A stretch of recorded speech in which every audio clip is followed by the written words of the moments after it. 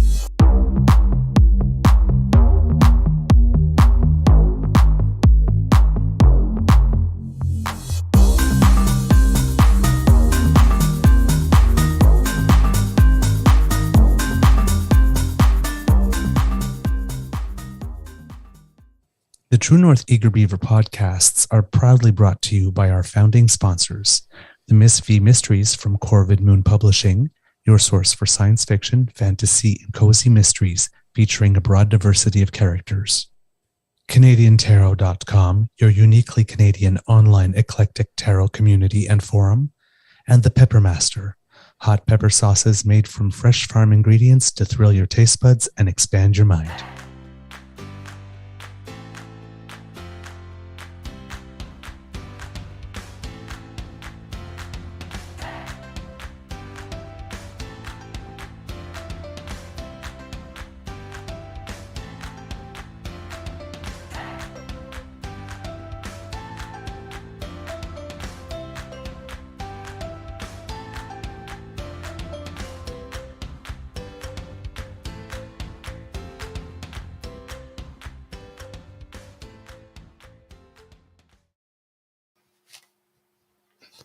Well, good morning, and hello, kids, and welcome to Season 3 and episode number 170 of the Daily Beaver morning show here on the Crier Media Network. Today, recording day is Saturday, July 22nd, 2023, for rebroadcast on Tuesday, July 25th, 2023. Few days ahead, the Weather Network tells us that there should probably be some thunder showers here at the Beaver Lodge sometime around noon or after lunch, which I'm a little bit grateful because with the heat spell, the ground could use a drink. As long as it's a little drink. Again, hello, Nova Scotia. We see you. I'm your host, the Eager Beaver, pronouns he, him, hey, Mr. Beaver A, and with me, as always, is my dear friend, Mr. Grizzly. And thank you for joining us today, kids. We're happy that you're here, even though I am still camping in real life because we're still time traveling. Of course. Oh, look at that. Look at that. Look at that. And you know that Mr. Grizzly is not drinking that at 7 a.m. Nitro cold brew coffee beer from Guinness. That's the good stuff. So I'm getting my coffee and my beer at the same time while on vacation. There and it's you not go. 7 a.m., but we're broadcasting at 7, even though we're not recording at 7. Yeah.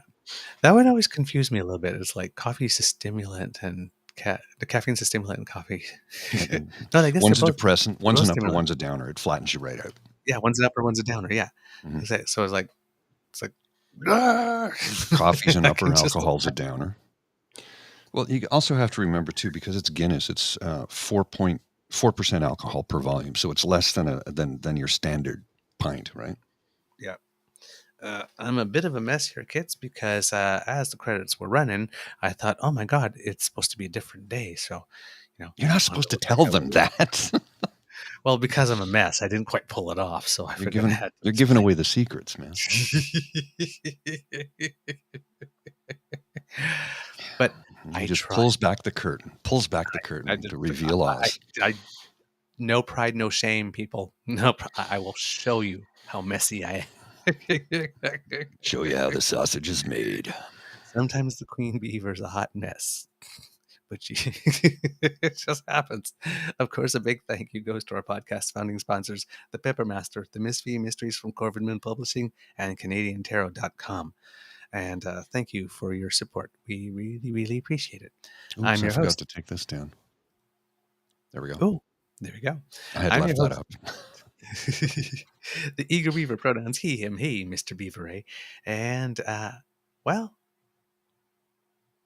I'm having a good day. I just have to say it. I'm having a good day today. I get to spend time with one of my favorite people, and Mhm. because we're recording 2 shows on the day, then that means bonus grizzly time and weekend grizzly time. That always makes me very, very happy.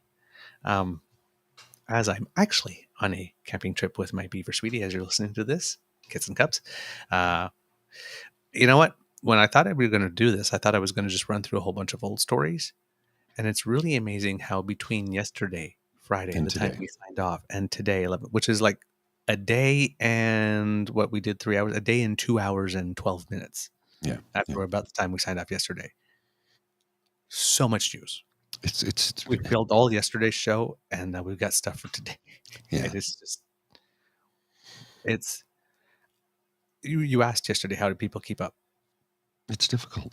It's difficult. Like, I mean, and this is, we have our day jobs and our daily lives and our hobbies and sports that we do. And you have a partner, I have a partner. We're busy. We're busy Yeah. individuals, but we're still trying to do the best that we can do to get you as much news and curate as much as for you as we can. And we have a difficult time keeping up. So I'm thinking, like, if it's difficult for us, and this is a passion that we pursue, what's it like for the average person who works as many hours and has maybe a couple of kids in along with a partner and 2 jobs or whatever the case may be? Maybe they have a hobby or something. Who knows? Trying to find some downtime, and it's like, oh, I got to catch up with what's going on the planet. Well, all they get is a clickbait headline, which never tells the true story, and then that helps to form an opinion. And I get it. I get it. You're busy. It's tough, but this is what certain politicians rely upon: the clickbait headline, the nanosecond win. They don't want you to know the true story. Mm-mm. They don't. No, not at all. And yeah, I mean, just from my end, it's just on podcasts alone. Mhm. Never mind newspaper articles and the amount of stuff I have to let go. Yeah, we Slide. can't. Yeah, we can't do it all. That's amazing. Like, sometimes there's like a smaller story somewhere about something great that happened or an investment that's being made somewhere was really needed. And it's like, and it doesn't fit into anything and it doesn't tie in anything and I can't bring it into the story, and like just mentioning it for 5 seconds without any context or anything doesn't give you any value added. You can find that on your own. So, but yeah, it's amazing. Or even like little details of stuff, intrigue that, it's just too much. It would take too long to tell. And there's, depending on whether or not it's a slow or fast news day, but these days they just seem to be all fast news days. It's just ridiculous. It's Mr. hard to Grizzly, keep up. I'm guessing that your mental health isn't going much different since the last show. Not a lot. No, it's still pretty good. Well, Still pretty good. I got a fresh pint in front of me, so All right.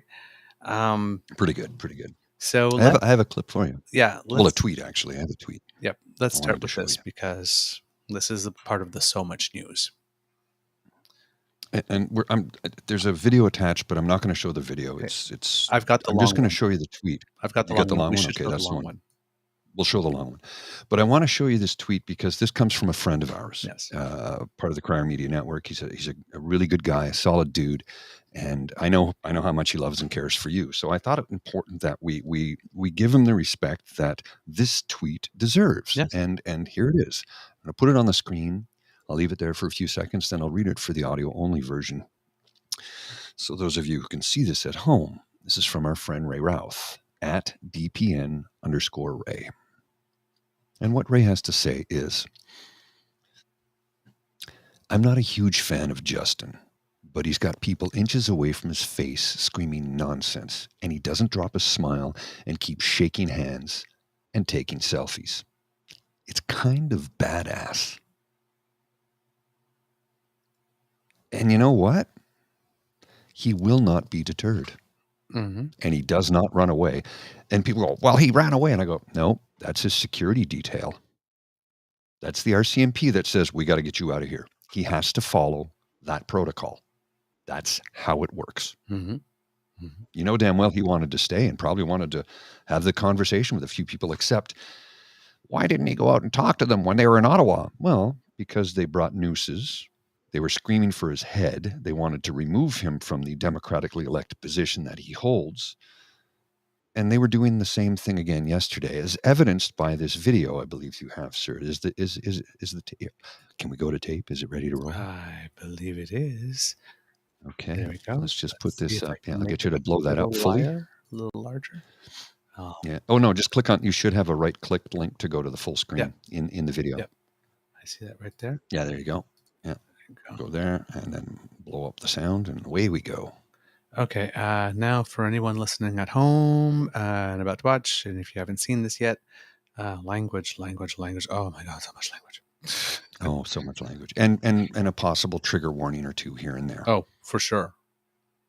Right. Arrest this piece of shit! Arrest him! He's clearly left! You're a criminal! You're a criminal! You're the reason why Mike didn't get a fucking appointment, nothing! You're a piece of shit criminal! You're a fucking criminal! You need to be arrested!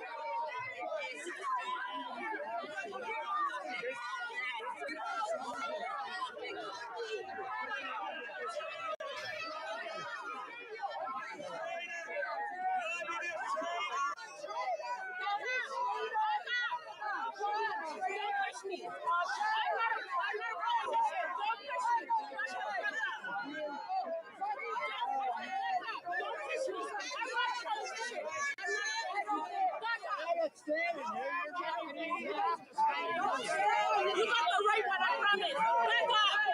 Don't push me. Don't push me. Don't push me.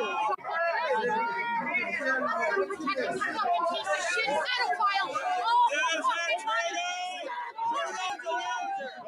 you just did. You just you're a loser.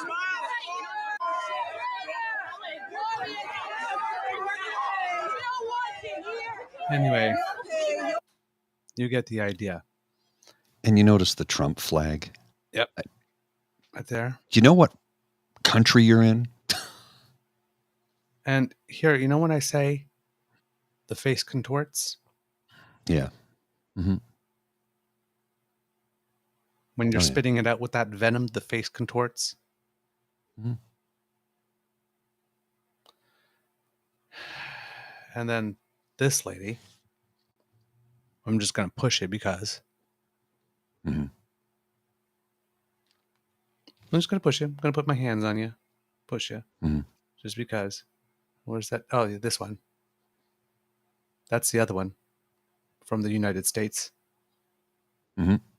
The F. Trudeau flag, but the Trump version. It's in the MAGA, Trump 2024 or whatever the hell it is. Yeah. So that was in Belleville. There is allegations that the people there have been bussed in, but look at this. Who tweeted this and what does this say, Mr. Grizzly? Brian Lilly. Brian Lilly from the Toronto Sun. The people in this video have lost their minds. That's telling. When you've lost Brian Lilly. I'm like, but of course, Brian Lilly accepts absolutely no responsibility for pumping fentanyl daily for years into the political climate that made this possible. And I'm not arguing with his tweet. His tweet is correct. These people have lost their minds. So, they have. Guy in the orange. He contributed to that, though. Yeah. Guy in the orange who was just in this clip right here. I won't. I'll turn down the volume. Sorry, but guy in the orange right here. Okay. Yelling right directly at his face, Prime Minister, not even looking at it, talking to the person, just moving on. Yeah. Just moving on. And,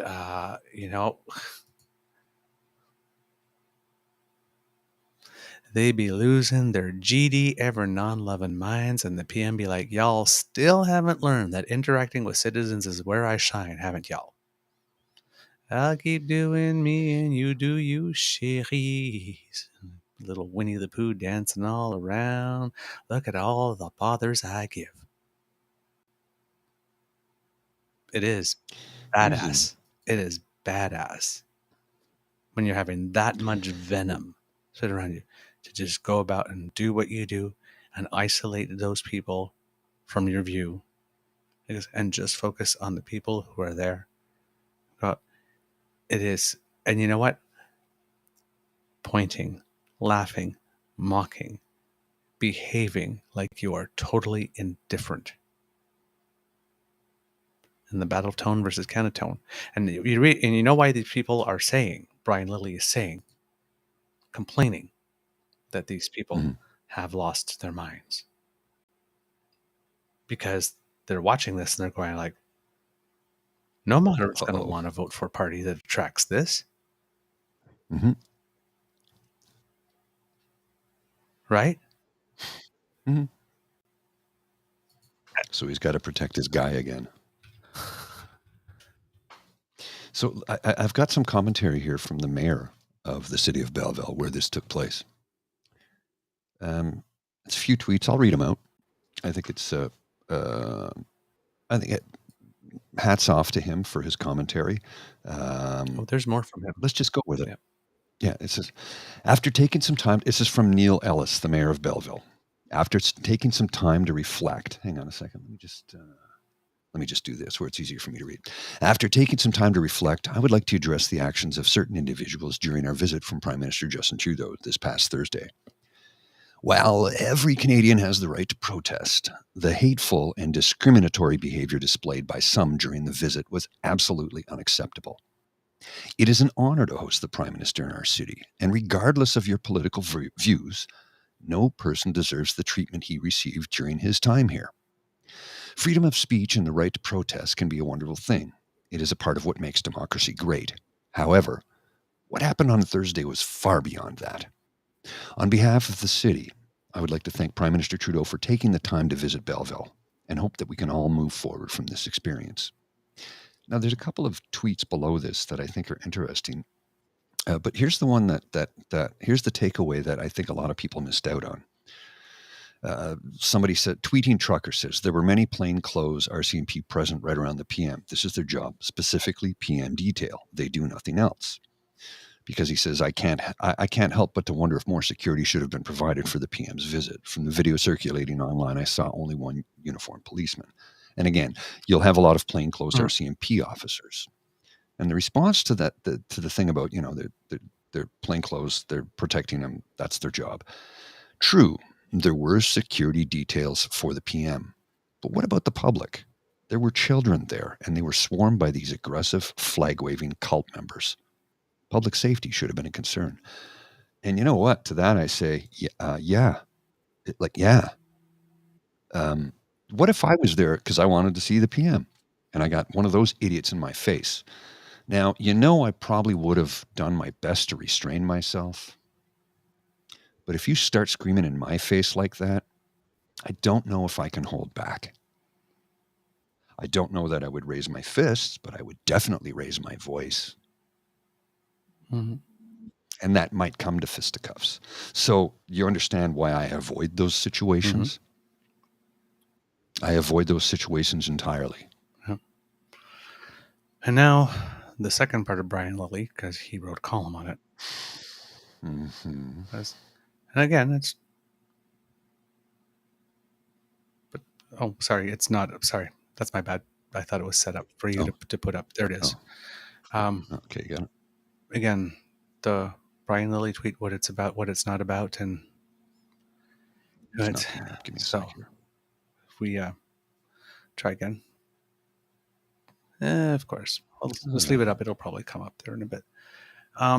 Brian Lilly says, calling Justin Trudeau a pedophile, a criminal, and, quote, a pathetic Jew is ignorant, disgusting, and wrong. The people doing it say they want him out of office. Instead, they are helping him stay there. What the tweet most definitely is not about. Calling Justin Trudeau a pedophile, criminal, and pathetic Jew is ignorant, disgusting, and wrong. What the tweet is about. Instead, they are helping him stay in office. That's what it's about. That's what it's about.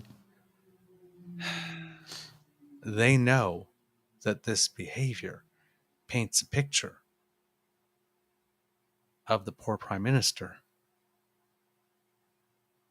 being verbally assaulted in this manner, unreasonably and ridiculously, everywhere he goes. And we know which party is trying to benefit from that, or which parties are trying to benefit. Well, there was a woman in the crowd screaming at him, and I'm going to quote her. These are her words, not mine. And if I had to censor it, I would. She screamed, "You filthy Jew pedo, go back to China." Not a word of that makes any goddamn sense whatsoever. Nope. Not a word of it. He's French Canadian on his father's side. He's Catholic, number one. But that's neither here nor there. She was just showing her anti-Semitism, her racist, hateful bigotry that is so baked into that group of, I don't know, what do they call themselves? Christians? Go back to China, you pedo. Okay. A lot of the people on that side of the fence seem to think that he was fathered by Fidel Castro. So that would be Cuba, not China. But it's not even geographically or physically possible because he was 2 years old before their very first visit there. So you can throw that out the window. And if you look at a picture of a very young Pierre Trudeau, you can see that Justin looks just like his father. But you know, let's ignore that. And then there's this. There's this thing here. This I'm gonna share this for a second, and we'll get right back to it in a second. This individual, if it shows on the screen, I'll blow this up a little bit so you can see it. This lunatic and this is somebody else's words. This lunatic at Justin Trudeau's event is a member of a conspiracy theory pushing hate group Hold Fast. They have a Facebook page with 3,800 members. You only need to click on the profiles of the admins to get an idea of how unhinged they are. And that's this guy. That logo, well, that's the guy in the orange shirt that was yelling directly in his face. Yes, it was. Now, that guy was also present in Ottawa during the occupation. And I was wondering where we saw that logo before. Look at that. Yeah. Oh yeah, here's the full length version right here. Look at that. Huh. So again, let's scroll down the page here. We'll just go back one more. So that's Pierre with right? So here's Pierre, right? Right? And here is orange shirt guy screaming in the face of the Prime Minister in Belleville just the other day. Huh. Isn't that peculiar? Mm-hmm. Do you see a connection here? Mm-hmm. Maybe a little bit. Yeah. Absolutely. I mean, I'm not saying there is, but yeah. So you've got like Brian Lilly saying all this is wrong. Protesters making crazy claims will only help re-elect Trudeau. So that's what he's, in the tweet, he talks about this is wrong like this. And then because Brian Lilly, anytime you criticize one of his articles, he just says, read the article. I did read the article. That's why I'm criticizing it, dumbass. The fact that I'm criticizing it doesn't mean I didn't read it. Then you've got this thing, saying it's, anyway, you can read it if you want to. With this, I mean, he's reporting what happened and all that kind of stuff, and pretty faithfully. There's no problem there. But then, it's like no wonder people are true or angry because we have this going on and this. So he uses that as a pretext to then launch into all the things he's doing wrong. It's like, no, it's either your article is either about it's wrong doing this, or it's not. And this article is not. So he wants these people to stop doing this because, oh my God, this looks terrible and this really hurts the brand. And I'm like sitting there at home going like, oh, wow, look at Dr. Brian Frankenstein trying to cast himself as reasonable and above the fray now that the monster he had quite a hand for years in building. he gave it life, blood, and breath, is becoming a liability. What's your problem, Brian? This is exactly what you wanted. You've been fomenting this for years. Oh, you mean the leopard that eat people's faces party wants to eat my face? Huh. Isn't this what you wanted?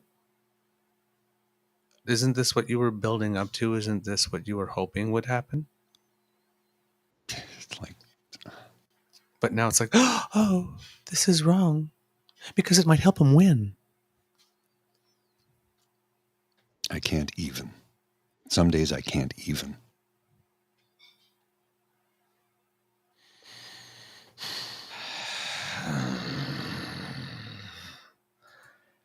Unimpressed face. I'm just... These people.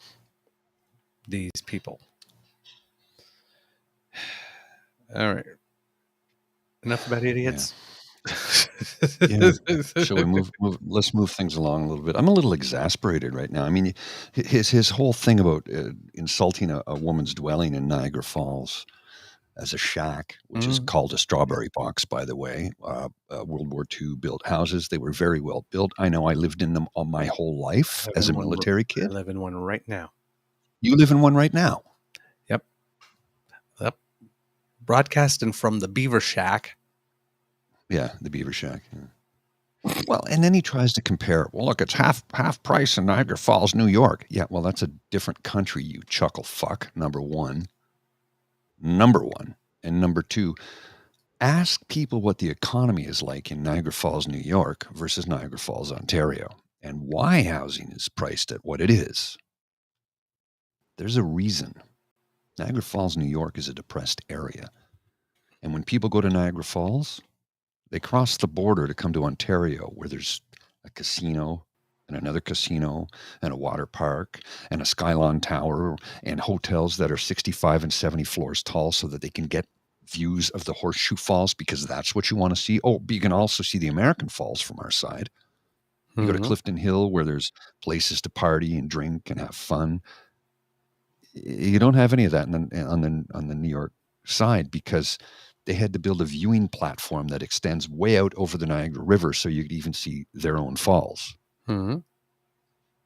All the money, all the tourism dollars are in Niagara Falls, Ontario. Oh, and what's just a 5-minute drive from Niagara Falls? Niagara-on-the-Lake, one of the prettiest towns in all of Canada, where they have the Shaw Festival, which, guess what, sells out every year. Yep. Also have a good selection of plays this year. We were looking at that too last night. Well, and one more thing.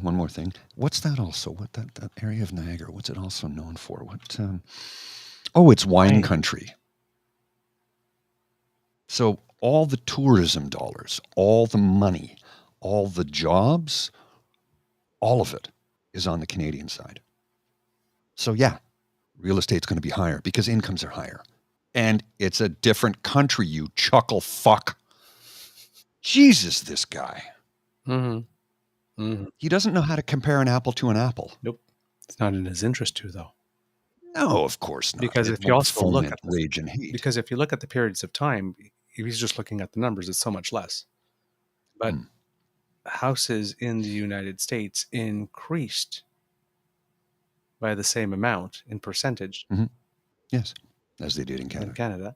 But in the period immediately before that, which was the Harper period, ours increased by something like 70% in the United States, like not even 17. 20, like 17. Oh, actually, I think I have that. Yeah, you wrote it yesterday in the thing. That's what it was in the description. That's where I got the information from. Yeah.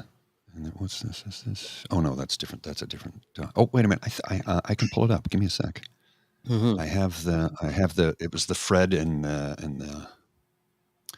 Where is it here? So there's the Fred. So I'll put this on the screen. This is the Fred, which is a real estate, federal real estate thing in the U.S. And I'll blow it up. You can see that. So median sales price. You can see how they rose. Yep. Right. And then spiked, and they dropped a bit. Yep. But they're still incredible. Like $500,000 for a home is the average median sales price for houses sold in the United States is $436,000. people go, well, that's a lot cheaper. And I go, yeah, but if you buy the house, so let's say you're fortunate enough to have an income where you can afford to come up with the down payment and get the mortgage and buy that house for $500,000. And I know I'm splitting hairs. It was 436, but after fees and lawyers' fees and real estate and blah blah blah, $500,000, right? Is that unreasonable?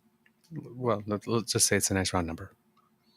Okay, it's a nice round number, and one we can deal with. So $500,000. Okay, so for the same house in, say, Ottawa, that's going to cost you $1 million. It's a lot of money, and I can't afford it, and I'll never be able to.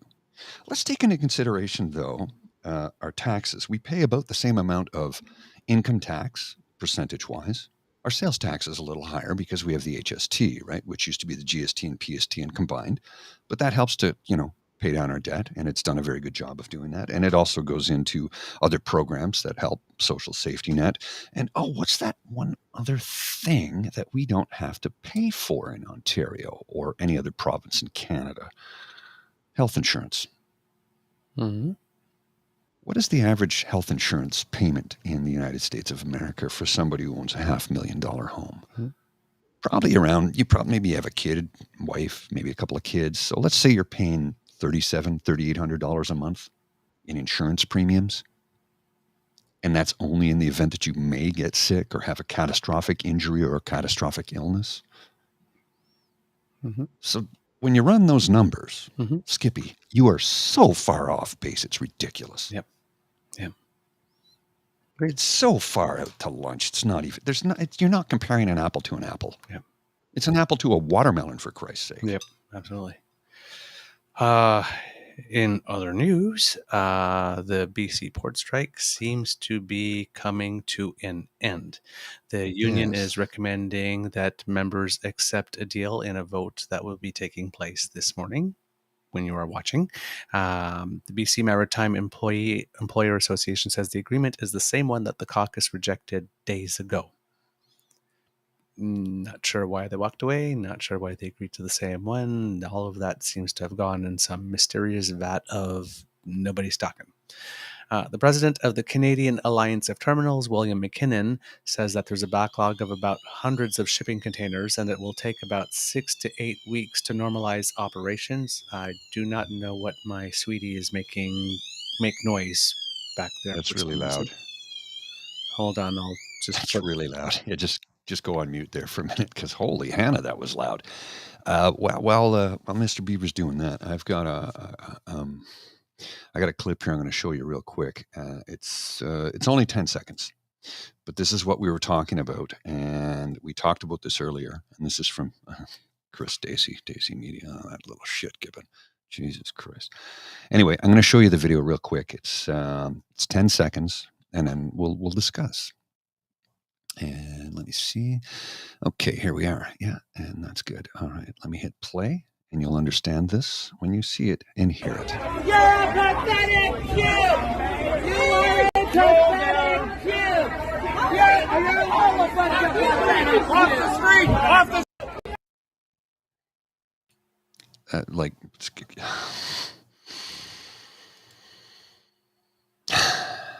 And this is from the Friends of Simon Wiesenthal Center. A video is being shared widely on social media that depicts a protester in Belleville yelling, "You're a pathetic Jew." I thought it was filthy Jew. It was pathetic Jew is what she shouted, at least twice to Prime Minister Justin Trudeau. Protest is essential to any democracy, but hatred spreads when it is tolerated. Which brings us back to this: no tolerance for the intolerant. We urge any media sharing the video to condemn this vile expression of anti-Semitism. And remember the paradox of tolerance. It's on the screen, but I'll read it for those of you who have not heard it. It's by philosopher Karl Popper. Should a tolerant society tolerate intolerance? The answer is no. When we extend tolerance to those who are openly intolerant, the tolerant ones end up being destroyed and tolerance with them. Any movement that preaches intolerance and persecution must be outside of the law. As paradoxical as it may seem, defending tolerance requires to not tolerate the intolerant. Sorry, I got pulled away there, kids. We have a sensor. Should the washer and dryer leak somehow on Oh, my. hardwood floor that makes a large noise, and it seems something got wet. That was a very noticeable noise. It's a good sensor because it lets you know. Yep, it does let us know. And it was we tested it like the first time to see if it worked, but we kind of forgot what it because it's never run. Decided to let you know. Yeah, decided to let us know. So as I was saying, the president of the Canadian Alliance of Terminals, William McKinnon, says that there's a backlog of hundreds of shipping containers, and it will take about 6 to 8 weeks to normalize operations. Now, let me see if you can guess which way his political leanings may be going from this quote. I think that this matter took far too long to resolve. Frankly, on a global perspective, it's very embarrassing for Canada.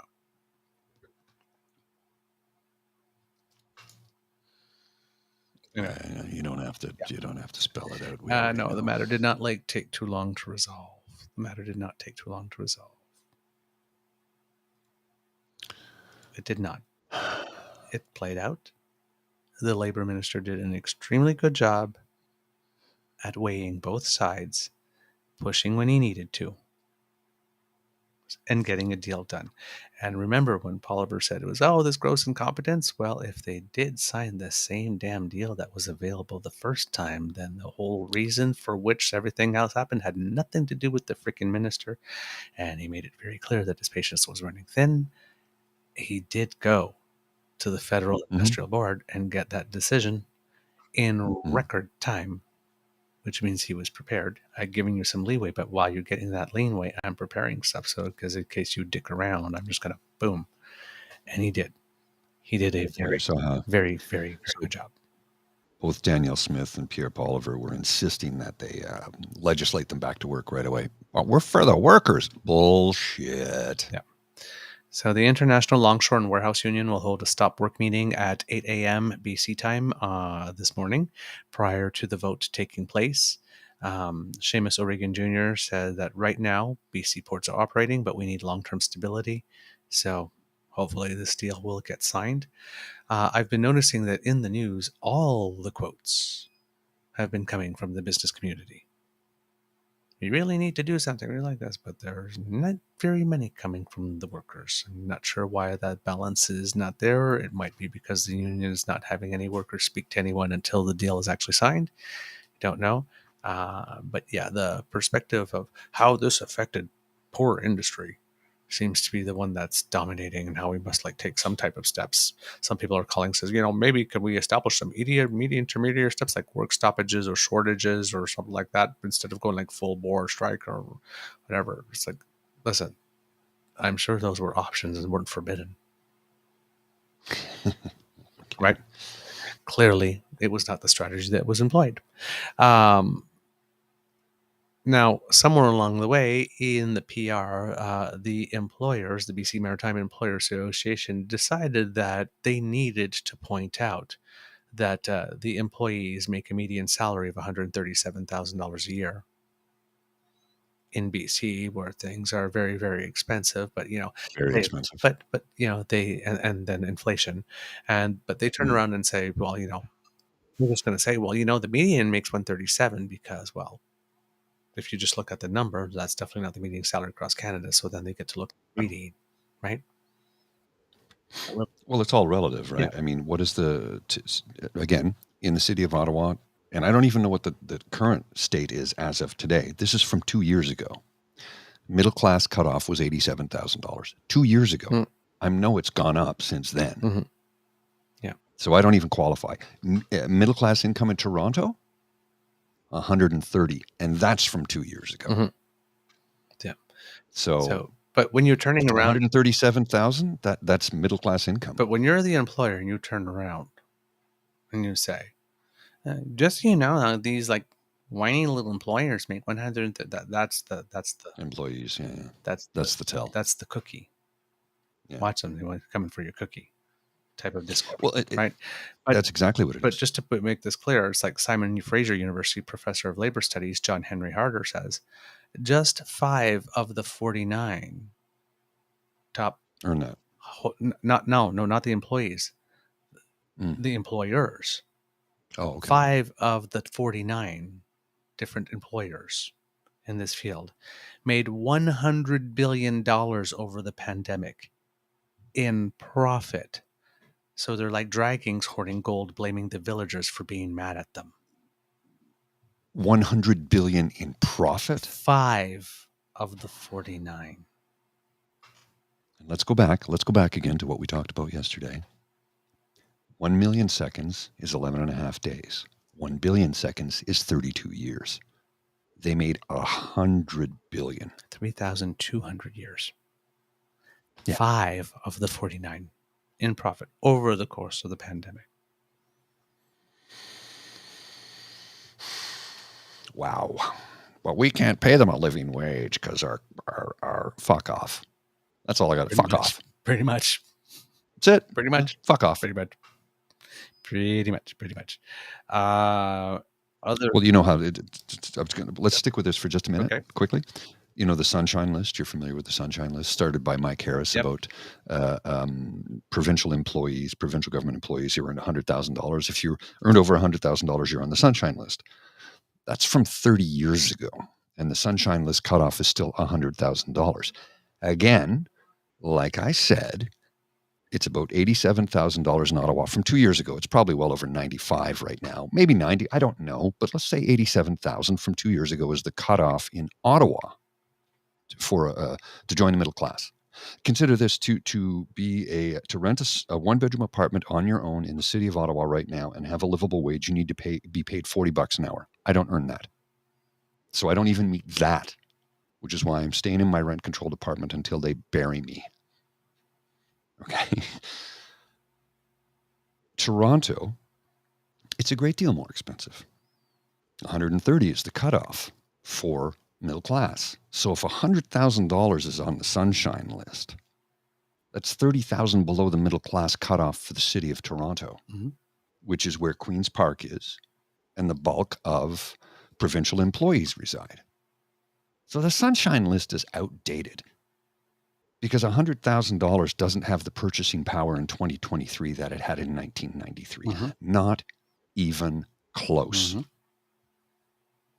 You're barely middle class in Ottawa, and you're below it in Toronto. So it's about the optics, right? And it's like, repaint the optics. And a lot of people have been calling, look, get rid of the Sunshine List or update it. One or the other. Yep. Because it's probably close to $200,000 to be considered, you know, what the cost of living was at the time in 93 and, you know, your income, blah, blah, blah, blah. Anyway, that's all I had to say about that. Let's see. What else is the news? I got something from Lisa if you want to see it. Okay. Well, I'm asking, did you have something? Because I thought it looked like you were struggling there for a little bit there. Because I've got a video from Lisa from yesterday. No, not struggling at all. But okay. Oh, you good? Okay, go. Go ahead, please.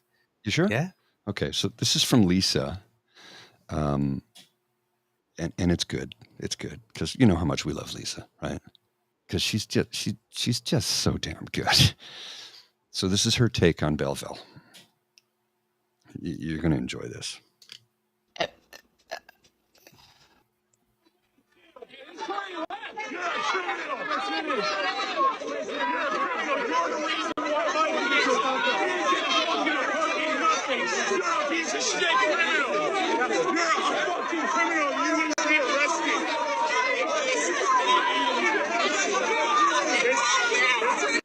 This is a rhetorical question.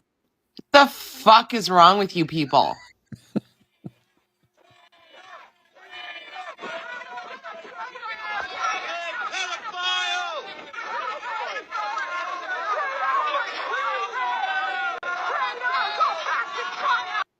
Go back to China. I thought y'all thought he was Cuban.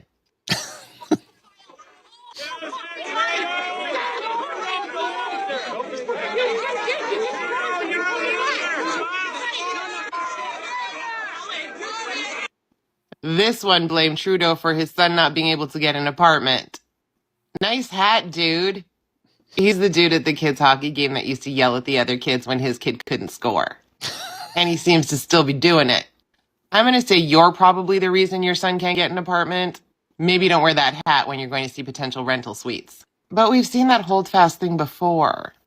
Oh yeah, I'm sure Pierre didn't have time to read that either. Remember when the clown convoy was happening? And you all said all Justin had to do was come down and talk to the people. That's why he didn't. Because y'all are fucking unhinged. Like, that isn't even protest. That's heresy. Yelling and screaming at anybody in that fashion, in that cluster of Mensa candidates, is not championing any cause. The hurling of insults and slurs, the flying of the flag, makes you all look like clowns. Because not one of you had an argument there. Not one of you took the opportunity to actually have a conversation with the Prime Minister if you have so many things that you're concerned about. Because Justin did take the time to take pictures and talk to people who weren't yelling at him. And you too could have had that opportunity to bring up whatever the fuck it is this moment that you don't like. Whatever your specific issue of the moment is. But you couldn't even organize that right. You just got a bunch of donkeys together to just yell and wave flags and give them the finger. Good debate. Now, you guys probably think that you're heroes in your little circles, but the rest of Canadians are laughing at you. You do not represent the majority. And just because you're loud doesn't mean that you're saying anything important. Remember Jean Chrétien when he gave the Shawinigan handshake? I kind of miss Chrétien. He didn't get a rise out of Justin. His security detail didn't put anybody to the ground. There was no horse that came and knocked people down. I guess you guys can't argue anymore that Canada's not a free country. Because you exercised your freedoms quite liberally yesterday. Seemingly without consequence. But also without success. Like, I very clearly don't like Danielle Smith or her policies. And I've been to a protest or two. But you're not going to catch me flying a fuck Danielle Smith flag. Because that does sweet fuck all. Like, they actually think he's going to, step down because they got mad and yelled at him. Why don't you take Pierre's advice and just cross the border into the U.S. where you can buy a house for $217,000? And you and your sister cousin can live happily ever after. Fuck all y'all.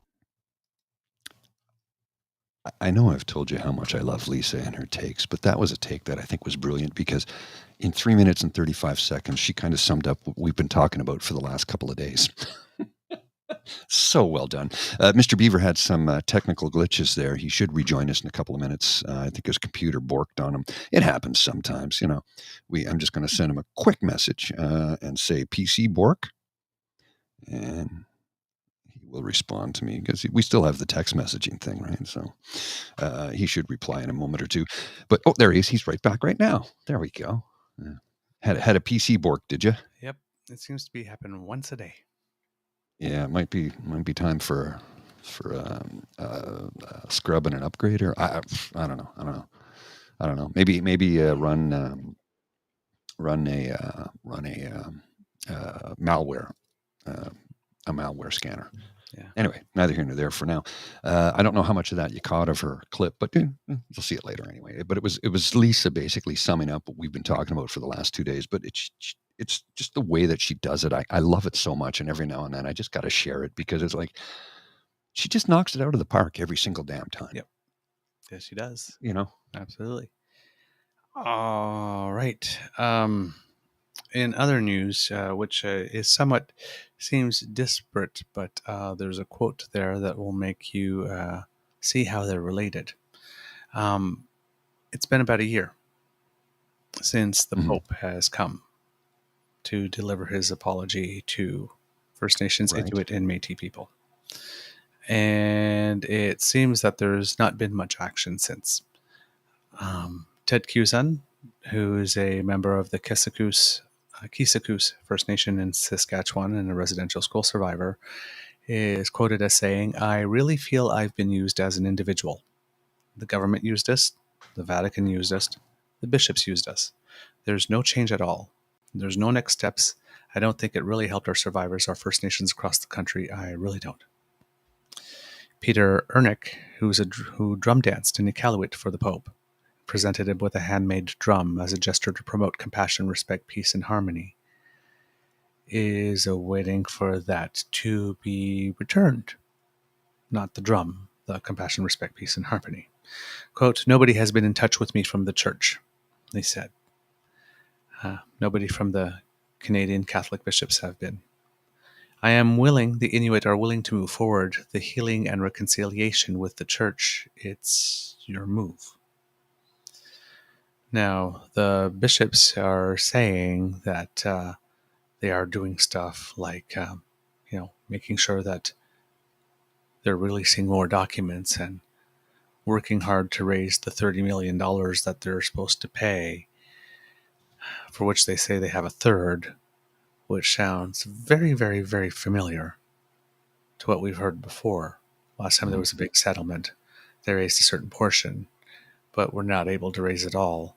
And I'm still not understanding why it is the case that when the church gets this thing that they say that they're going to contribute, why it is like they just don't hand over the money and raise the money from the parishioners later if the parishioners feel they deserve it.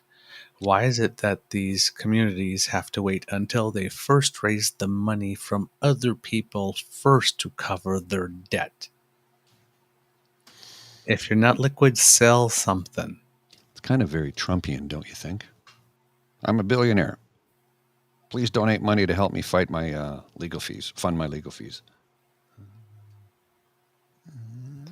We did something wrong. Please donate to us to help us pay for it. Yep. It's not the way it should work. No, you should suffer for it. Other people shouldn't have to pay for your mistake. Take it out of your own damn coffers. It's like, I got a parking ticket a couple of weeks ago. Can I just apply to people online for donations to pay it? It's not how it's supposed to fucking work. And not paid until you actually raised enough donations. Yeah. And I guess it has to matter how much work you actually put into. I mean, if you just put a page up once and never promote it and never.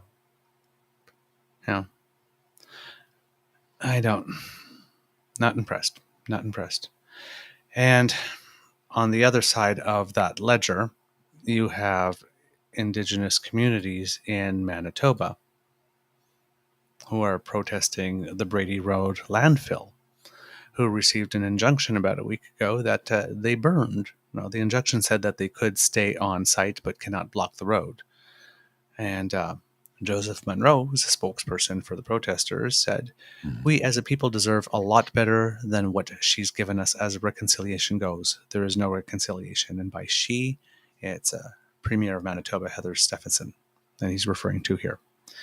Red Raver Métis member Viv Vint said, and this is where it relates, "They did nothing about the convoy that was in Winnipeg and disturbed all the area residents. They let them camp there for how long? And we want our sisters dug up from the most inappropriate burial site you can think of, and they're going to charge us right away. But they let those truckers sit out there for how long? Because they have white privilege. We don't have that." Exactly. How many times did I say? By the way, let's a slight little footnote to what you just said. Right? They don't have the white privilege.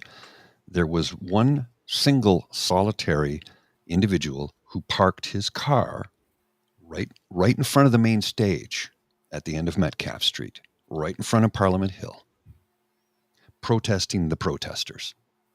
One person. He's from Halifax. He's black. He was the first person arrested. The first person arrested was a black man from Halifax who was protesting the protesters. Give me a fucking break. I'm not joking. I saw it happen in real time. Unbelievable. Yeah. Now, some people said, well, he was unhinged. He wasn't the one honking horns and having disco dance parties at 2:00 in the morning and firing off fireworks at all hours in residential neighborhoods. He wasn't doing that. So how is he the unhinged one? Please explain that to me. Well, he yelled expletives. Yeah, so did I. Nobody arrested me. And I was surrounded by police seconds after that guy hit stop on the recording and ran away. Like the fucking coward he is. Mm-hmm. But when it comes, I get, when I see injustice, I call it out and I get mad. Mhm. You're absolutely right. They don't have the white privilege, so they couldn't do that. Yep. I exercise my white privilege knowing nothing would happen to me. Yeah.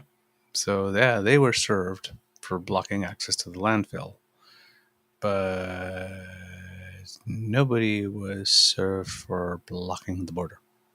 No. Oh, there was the few, but they were arrested because they had a plot to kill RCMP officers. Yes.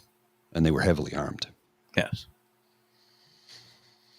Speaking of RCMP officers. Oh, no, Keep rolling, but I got a footnote for later. We're talking about 2 Indigenous women who were dumped in the landfill. No, keep rolling. I got a footnote for later. That's all. And this protester, Vivint, that's the place to think about twice. Think twice about one thing. Mm-hmm. It says, to the officer that's going to be arresting us, when you put your hands on that woman is grieving. Yes. Think about that. They are protesting the fact that the government of Manitoba does not see fit to spend money to look at a very specific portion of a landfill that has been determined after a feasibility study has been done to see if there's a manner in which 2 Indigenous women who have been murdered and dumped there can be returned to their families so that they can make sure that the bodies are treated with decency and dignity and have a place to go visit or commune with them that is not a dump. Mm-hmm. Not a landfill, not a place where you throw your garbage. They got subpoenaed already.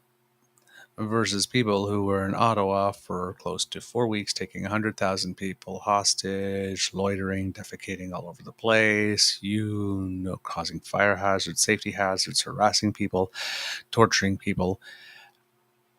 Assaulting people. For the purpose of demanding that the President of the United States remove a vaccine mandate to allow them to go back. And because some people didn't want to meet the basic minimum public health requirements to hold their job. And because...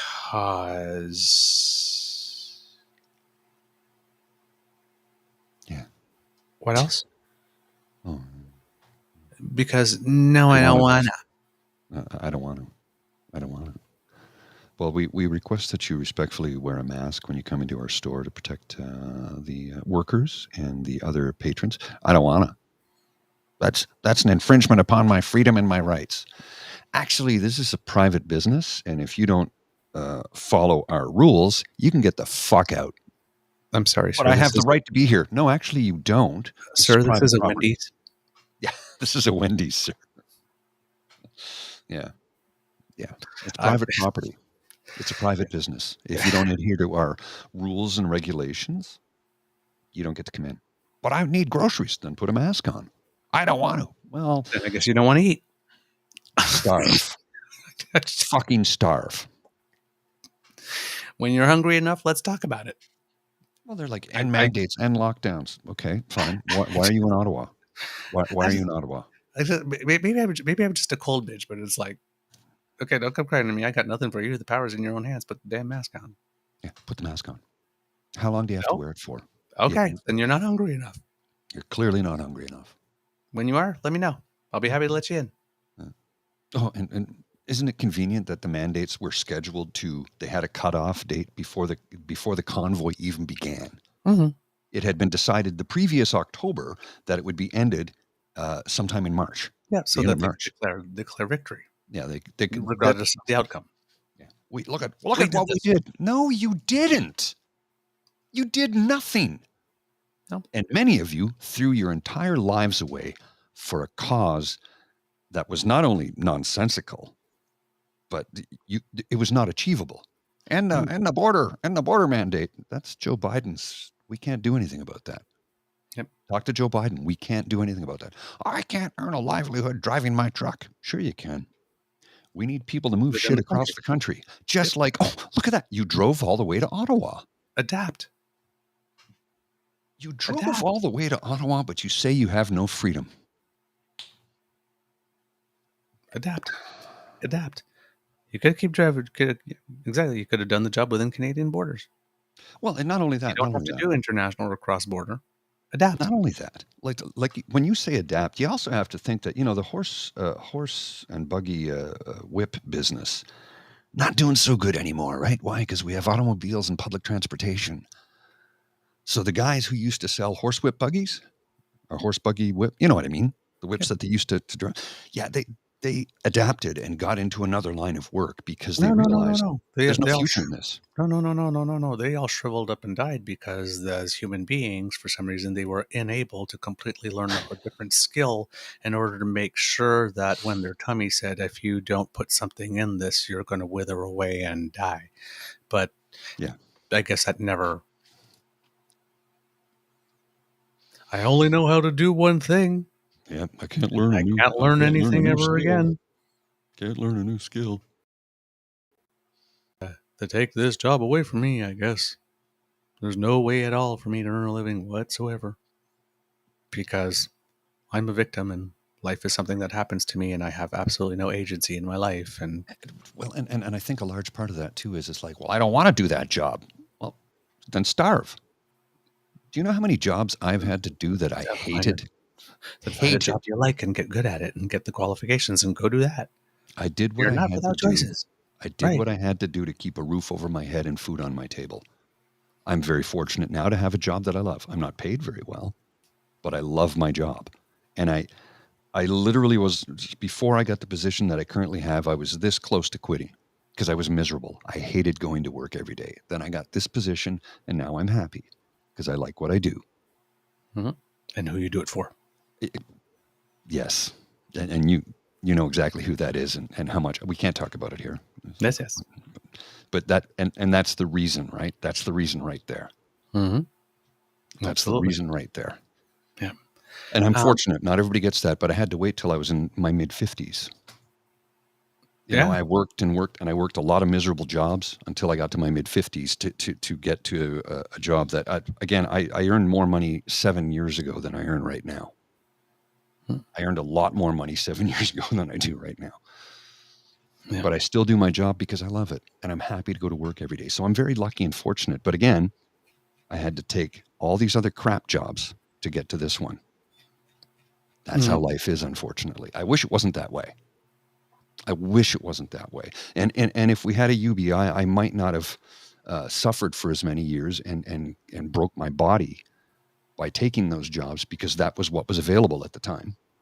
I might have been able to just, okay, I'm on UBI. I'm going to go and study and I'm going to do this instead because I have the time to do it now. Mm-hmm. Unfortunately, it doesn't exist. And if you go to school while you're on EI, they cut your EI, which I'm trying to retrain for my job. Yeah, but you know, that's never made sense to me. Yeah. That's because it's another program, I guess. You go get a student loan, I guess, or something. But I don't know. I don't know. It's been a while for me too. It's complicated. Now, kids, yesterday we read you a story about Patrick Brown. Mm-hmm. There's another story. It's more an opinion piece that I've been wanting to read for you for a couple of weeks now. Okay. Now, remember when we presented that opinion piece by Tasha Keraden? Which one was that? Talking about the Supreme Court justices. Oh, yes. That uninformed opinion piece. Yes, because Justice Brown had to step down. Well, similar type of thing going on, courtesy of Canada's dourest man, Andrew Coyne. Oh, okay. Yep. Little coin drop here. I'll put it on. I know I'm talking a massive coin drop, big time. On July 7th, there was an article called "Rule by the Second Place: The Coming Crisis of Legitimacy in Federal Politics." And, well, you know. Look at Pierre lovingly looking at Justin in that photo. It's another edition of Queen Beaver Storytime, kids and cubbies. So, since I'm camping, why not a little campfire story? Oh, I got to get a beer for this. Okay. I'll get a Guinness. Just give me a sec. Okay. So, your s'mores and your little bevy, and let's talk about what Andrew Coyne thinks. Let's talk about his, as Nate Pike would say, thoughts on what is an illegitimate federal political situation in his mind. In his mind. There you go. There's the pour. There's the pour. Getting ready for it. Making sure you're all comfortable. There you go. Got your marshmallows, got your steaks. S'mores are getting ready. Maybe some weenies. Roast some Weenie weenies. roast. Oh, yes. Let's roast a weenie. It's time for a weenie roast. I think so. Okay, I've got my pint. I'm settled in my comfortable chair for Queen Beaver story time. Please, sir, regale us. Once upon a time, kitties and cubs. Then again, maybe the Liberals do need to worry. No doubt there were plenty of sighs of relief in government circles after those 4 by-elections last month, where the party not only held on to the seats it had, but increased its share of the popular vote. But since then, there have been a spate of opinion polls showing the party continuing to slide in public support. Nanos, Abacus, Ipsos, Main Street, Angus Street all show the Liberals from 5 to 8 percentage points behind the Conservatives. Liberal support remains mired below 30 points on average, the lowest it has been since they were first elected in 2015. Like, that's weird for a 3-term government. The regional numbers, again, taking the average of several recent polls, and are still worse. The Liberals have lost the lead they once enjoyed in Ontario. Now, this is on July 7th, so I went to 338 to look at what the numbers for Ontario were. And when he says the Liberals lost the lead in Ontario at that point, it was... Oh, it's being finicky again. Looked a little something like this. Let's see if I blow can that blow up. it up over here like that, maybe. Just close that little thing on the side that says document. That is the thing that's in the way. Yeah, there we go. There you go. Okay. So if we look right here, it looks more like the Liberals sort of caught up. Yeah. And yeah, there's a 1% at this moment. There's a little drop here. So it's not this part that he's focusing on. No. The coming back from here. It's that this little part right there. Yeah. Okay. So just a little creative poll watching. Watch it. Be careful. There's a couple more of these little things here. Okay, so of course there is. They've lost the lead they once enjoyed in Ontario. In recent weeks, they have also fallen behind the Bloc in Quebec. Mr. Grizzly, at the time he wrote that, I don't know where he was getting that data, because according to 338, and yes, of course, the screen is doing that to us again, but it shows the Liberals at 34 and the Bloc at 31, both with them having a little uptick in the final reporting periods, but with the Liberals with a slightly marked more. So ahead and with momentum, if we're going by just 1 or 2 weeks. And that's just the general trend.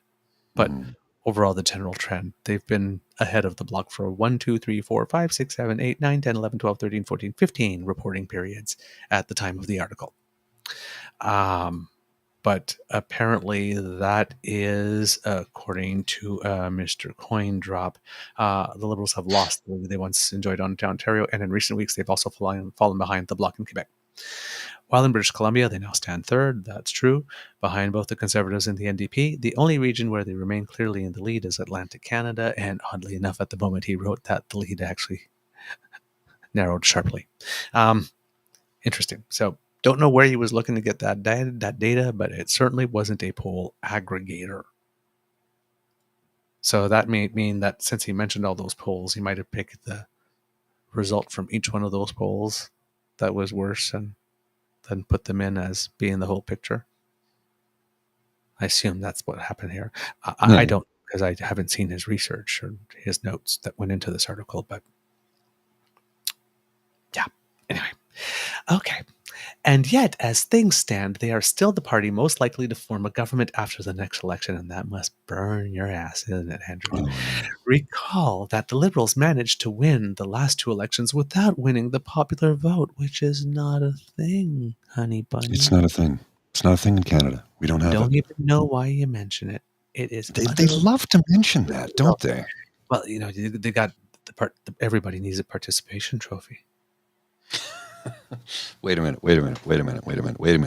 Hold on. The participation trophy. I thought it was Liberal cock snowflakes that gave those out.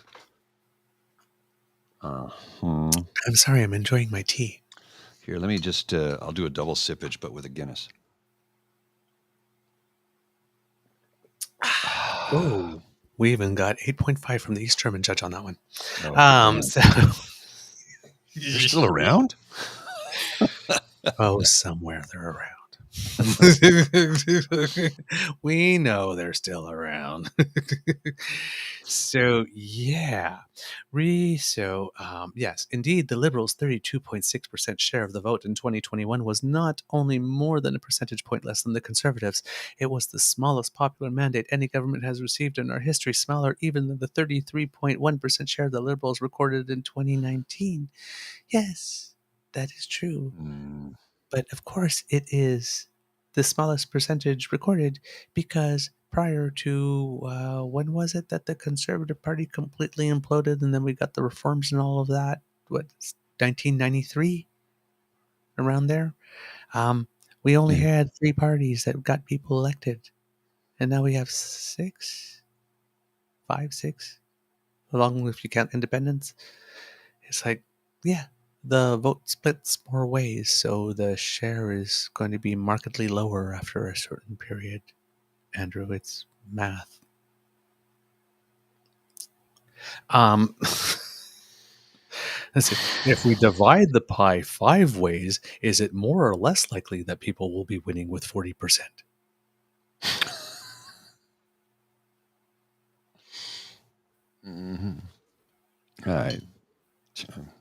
I got nothing. It's painful. It's painful how dumb this is. But wait, there's more. There's always more. There's more. Always more. The Liberal vote is that much more efficiently distributed than the Conservative vote. Even today, the seat modeling site 338canada.com, so he does know it exists, has the Liberals projected to win 144 seats, far from a majority, but 10 more than the Conservatives are projected to win, and enough with the support of the NDP to allow them to carry on governing, which also must make you wake up at night in cold flop sweat. Doesn't it, Andrew? Huh? So, yes, indeed, the Liberal vote is much more efficiently distributed. That's why the Bloc Québécois and the Conservatives in their lovely little coalition that they're in never, ever, ever, ever, ever will allow proportional representation to happen. And that's why it's not the Prime Minister's fault that it did it. Because also, when you add up the Bloc vote and the Conservative vote together, it's a much bigger number than the NDP and the Green vote. So, pure politics aside, just the number of people supporting parties who don't want it versus people who do, and then the Liberals are rather indifferent one way or another. Yeah. You're not going to pick the side that has fewer people. If you have to. No. Politically, it's just not going to happen. Plus, as they say, campaigns matter. The Liberals have been down before. They entered both the 2015 and 2019 campaigns trailing in the polls, have come out on top. They may yet do so again. Bum, bum, bum. But here's what's new. There's a real chance of them forming a government next time, even if they don't win the most seats. Insert gay gasp here, clutch pearls, finishing behind the Conservatives. That is not only in the popular vote, which is still not a thing, Andy. Not a thing. but also in seats won. We've had plenty of minority governments before, especially in recent times, 5 of the past 7, 11 of the past 22, but in these at least the governing party won more seats than any other. Welcome to the age, perhaps, of non-plurality government, defterocracy, ruled by the second place. Okay, now, he's going to give us some civics. Only once before has this been tried, after the 1925 election. So let's go back 98 years for our example, because that's current. But hey, anyway. After the 1925 election, when Liberal Prime Minister Mackenzie King, beaten by 6 points in the popular vote and with 15 fewer seats than Arthur Mahan's Conservatives, Arthur Mahan being, I believe, the Prime Minister who had the shortest tenure? It sounds Possibly. about right. Yeah. Insisted on holding onto power over the reservations of the Governor General Lord Byng. And we know how that turned out. He says like it's an ominous, terrible thing because the Conservatives didn't end up on the winning side of that. But that's the only reason why it's terrible, kids. Terrible how democracy works as a democracy should. Because the Westminster system worked as it was designed to do, according to its rules. But that's a terrible thing. Don't tell. It's just a whisper. Just a whisper. Okay, don't tell anybody. But here's the thing. We don't like it when things don't go our way.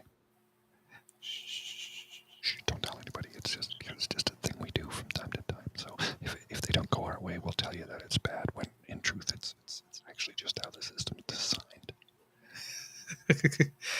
You got to say that part really softly, kids. And we know how that turned out.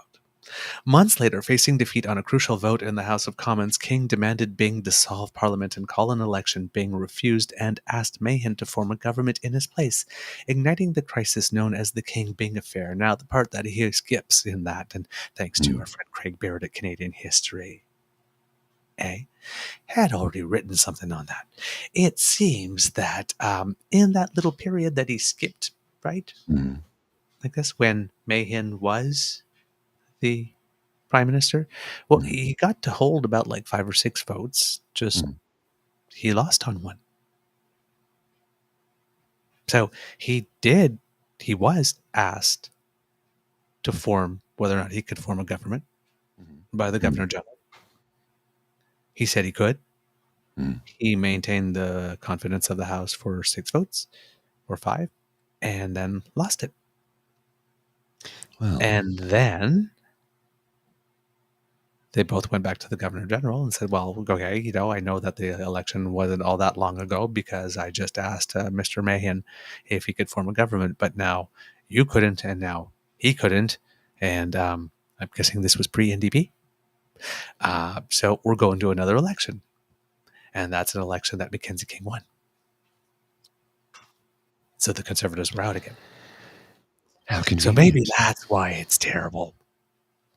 Little part of history that Mr. Coyne edited from that article. So when he says, and you know how that went, yeah, it went because Mr. Mahan, even though he did get his chance, as the Westminster system allows, without having to go to another election, because the Governor General decided, Governor General, whose job is to make sure that there's continuity of government, primary responsibility, made sure that was done and didn't call another election.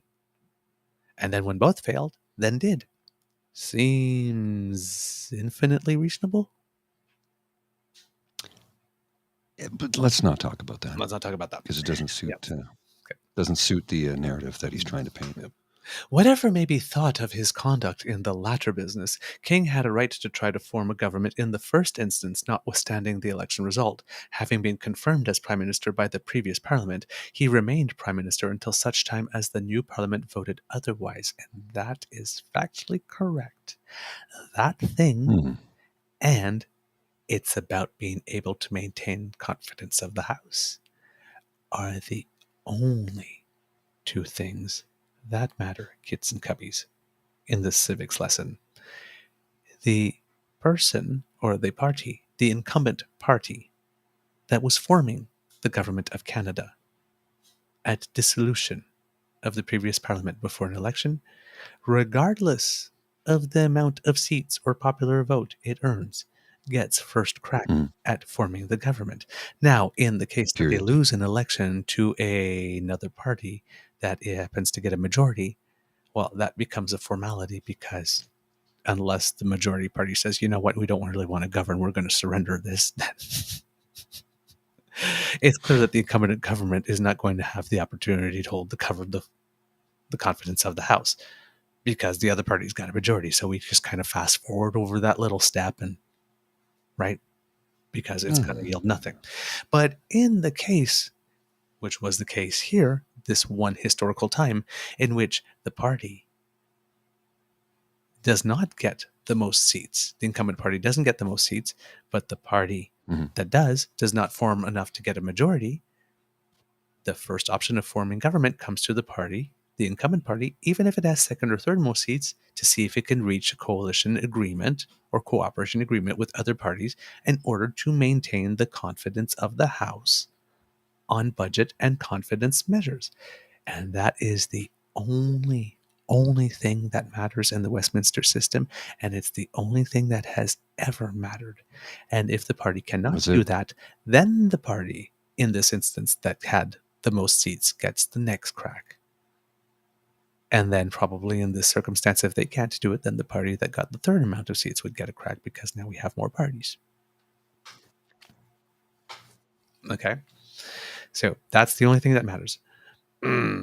Moreover, as the head of a minority government, the first in Canada's history after the inconclusive 1921 election, no, it was conclusive. Every election has a conclusion. It may be a minority, maybe a slim minority, but that doesn't mean inconclusive. There's a decision that is made. Just because it's not an overwhelming mandate or doesn't mean it's inconclusive. He had demonstrated an ability to work with the Progressive Party to get legislation passed. It was not unreasonable for him to seek to hold on to power, though it was unprecedented. It's only unprecedented if it never had a chance to happen before. Right. It's like, it's not unprecedented, like, oh my God, this is so terrible. Never everybody did. But it's like, oh, well, the rules allow for this, but a situation is never allowed for this. But oh, look, it just happened. So I guess this is unprecedented. I guess it just depends with the tone of voice with which you say unprecedented. It's unprecedented. Wow, this is unprecedented. One is just like, oh, this is unprecedented. Look, this happened. The other one, oh my God, this is the end of the world. But the Trudeau Liberals would be even more well-placed to make the attempt. What attempt? You mean exercise the democratically legitimate option that's available to you under a parliamentary system that we've adhered to for 150-something years, which is one of the most proven parliamentary systems over the entire world, the most enduring, so much so that other parties that don't come from the Westminster system, like Israel, actually use a Westminster-adopted parliamentary system for their own governments. Really? That one? Okay. Yep. That one. For where King had governed with the informal cooperation of the Progressives, the Liberals would be able to cite the more formal precedent of their supply and confidence agreement with the NDP, itself a first in federal political history, though not unknown in provincial politics. Assuming the NDP were game to repeat the arrangement, the Liberals could make a persuasive case that they stood a greater chance of forming a stable government than the Conservatives. Of course, we can't let that happen. Given the special loathing the present Conservative leader Pierre Poilievre excites among progressives, moreover, the sense often expressed that he represents something new and dark in Canadian politics. Oh, you sweet talker, you. Bet you Pierre is very, very happy that you talked about them in that way. They may well feel entitled, if not morally obliged, to do whatever it takes to keep him away from the reins of power, wouldn't you?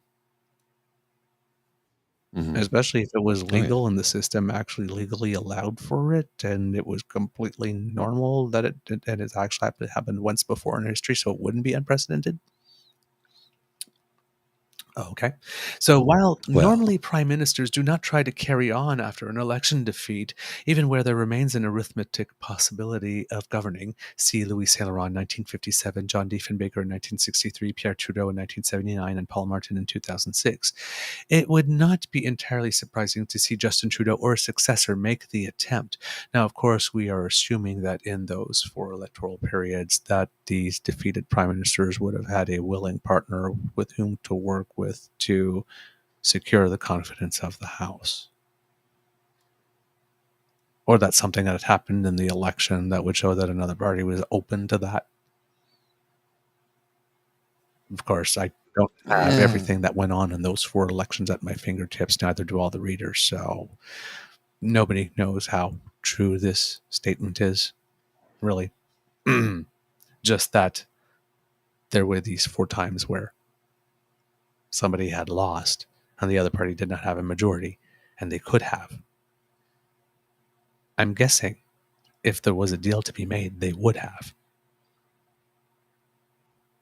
That would be my guess. Because it's politics. It's the art of the possible. If there's a deal to be made, oh yes, you make it. It's like no party is any more or less virtuous than the other. If we didn't have a party with second place in seats form government on those 4 times, what's more likely? These 4 politicians were just noble men. Sure they who, having the opportunity to remain prime minister of a G7 nation, decided, nah, the other guy won more seats, and even though the rules say I can form, and even though I know I can form confidence of the House, I will not continue with my vision for the nation. I'll just like keel over and lie down and say, oh, no, you guys take it. Sure. Said no one in politics ever. You can have it. Come on. You can have it. No, you can have it. Seriously. No, after you. No, after you. No, please, after you, I swear. No, indubitably, it must be you. No. I insist. Those 2 little, those little British chipmunks. Oh, sir, please, after you, sir. Yes.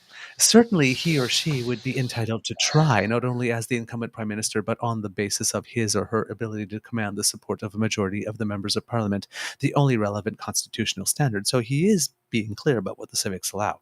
But somehow he keeps on saying that doing it would be horrible. That doesn't mean it wouldn't cause a ruckus. Well, of course, and you'd kind of make sure it did. Wouldn't you, Andrew?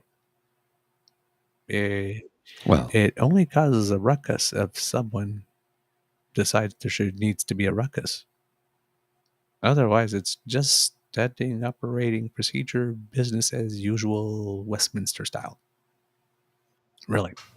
Just the way it's meant to work, actually, is what it is doing. It's doing what it's supposed to do. Indeed, there is every prospect of a deep crisis ensuing. The Liberals could cite constitutional principle all they liked, but in attempting to govern from second place, they would still be pushing the limits of popular legitimacy. There it is. There it is. Oh, there's the tell. There it is. That's the reveal. There it is. That's not the tell. That's the full reveal right there. He just dropped the full Monty. Dropped political columnist trow right there. Boom. Yeah, he Bruce Almighty did it. One fell swoop. There went the Velcro. Woo.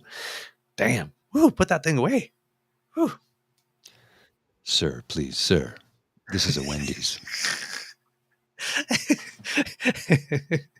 Woo. That's an interesting combo. And if there's one thing we know about the present day Conservative Party, it's that they delight in pushing limits themselves. Right. So he's writing this whole article. How it would be terrible and illegitimate for the Liberals doing that. I guess under some pretext that we live in some fantasy reality that if the Conservatives had an opportunity, if it ends up being a minority government and the Conservatives and the Bloc say, you know what, let's do it. That the Conservatives wouldn't do the same damn thing. Come on, and with the Bloc, which would be irony and a half, considering how they lost their minds with Clayton Duceppe. Yeah. It's a constitutional crisis. You're giving the bloc a veto. Hey, we need one cute. partner to make a majority. Hey, bloc, how you feeling about it? Let's bring back those old Mulroney days.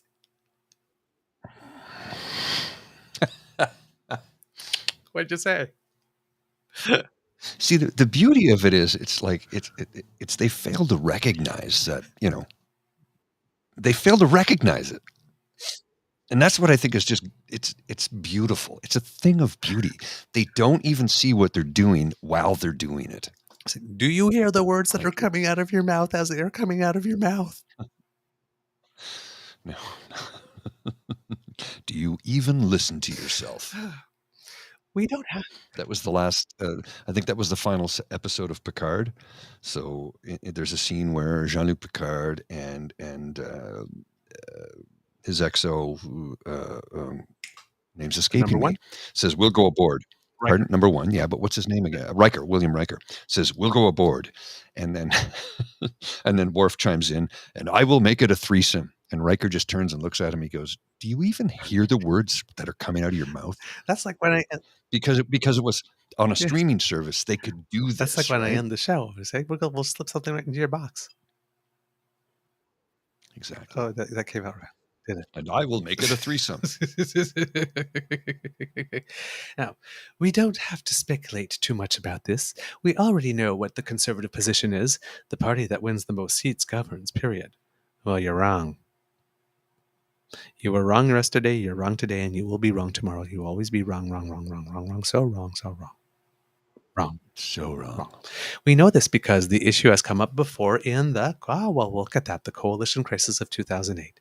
The Liberals in coalition with the NDP and with the support of the Bloc attempted to bring down Stephen Harper's minority Conservative government and replace it by leave of the Governor-General. That evil little spectre. Without an election, as the Westminster system allows. Again, why is it that you are taking things that are normal and trying to frame them as if they're weird? Because he's relying upon the ignorance of those who have never learned what the Westminster system is or how it works, and it's our job to make sure people understand it. So, do you know anything about civics, Mr. But Coyne? He does. That's the whole point. This article shows that he really does. It's just like, the civics say this, but I want this to be the reality. So let me preemptively frame this potentially 2 years before an election actually takes place. Thank you very much, because that's how desperate I need, because that's how much help this guy needs. Not how it works. Not how it works. Not how it works. Nope. Not happening. So it was, after all, just 2 months since the last one, which means that if Harper's government was not able to hold the majority or the confidence of the House, that yes, the Governor-General would have been perfectly entitled to say, hey, it's only been 2 months. We're not going into an election. Can you make it work? And them three were about to say, yes, we can establish a supply and confidence agreement to make that happen. Not a coalition. Nobody was going to be having minister positions and getting the limo and all that kind of stuff. Just a confidence and supply agreement, the same thing that we have now, which has been serving us kind of well. What we have, what we already have. Yes, but apparently what we already have is evil if the Bloc is involved. But should, in the same situation that Mr. Coyne describes, the Conservatives do the thing that he's trying to make you afraid that the Liberals will do, and do it with the Bloc, well, then it won't be a constitutional crisis, right? It will just be the party with the most seats taking government like it's supposed to. Except it's not. Has he sold his soul? Like what? Like seriously, at one point, I respected his work. At one point, I thought he was a good journalist and a good writer. But I don't anymore. He's thrown it all out the window. Somebody paid him off. Is what I'm not making an accusation. I'm not saying that's what happened, but I'm saying, speculatively speaking, it seems that somebody somewhere wrote him a check to say, come to our side of the fence, because what the hell has gone on with this? Well, hey, listen, we've said it before, right? Many episodes ago, but when we're talking about this, interference from the government of the Communist government of the People's Republic of China. Do you really think that if somebody was serious about a political influential campaign, that they would stop at just nomination writings, that they maybe wouldn't try to get someone in the NGO community and someone in the business community, maybe the Canadian Taxpayers Federation, maybe somebody in media, a few people? I mean, since we're doing it, like, let's do it. If you're going to go all the way. So, Iran, Russia, China, North Korea, lots of countries, United States GOP, Hungary, lots of wait a countries second. with interests. You just mentioned something there. The U.S. GOP. Yes. Who's one of their biggest supporters? There's a hedge fund, Chatham Asset Management, is a big supporter of the GOP. They're kind of Christo-fascist too at the same time, but that's neither here nor there. But they do own 66.6% of Post Media, which owns the Sun Chain, and the Ottawa Citizen, the Montreal Gazette, the National Post, that liberal rag, the Calgary Herald, that printed that the Prime Minister had thousands of people swarming him in public at the stampede. Yeah, that liberal rag, the Calgary Herald, which is owned by Post Media. Yep. So 66.6%. I don't know if the 0.6 is true. I just like to say it because 666 and they're Christo-fascists, and I think it's funny that way. But they do own 66%. That's not up for debate. That is fact. That is fact. They own 66% of Post Media. And that was the ownership laws were changed by Stephen Harper. Because just at one point, foreign ownership wasn't even allowed of our just media. Like the foreign ownership laws on housing was also amazing. And we're having trouble with both right now. Now that he's living in exile and wherever he's IDU lair petting his kitty. Well, didn't somebody create a map that showed all the abandoned condo buildings in downtown Toronto, of which there are hundreds of them, 30, 40, 50, 60, 70 stories and higher, and they're building more.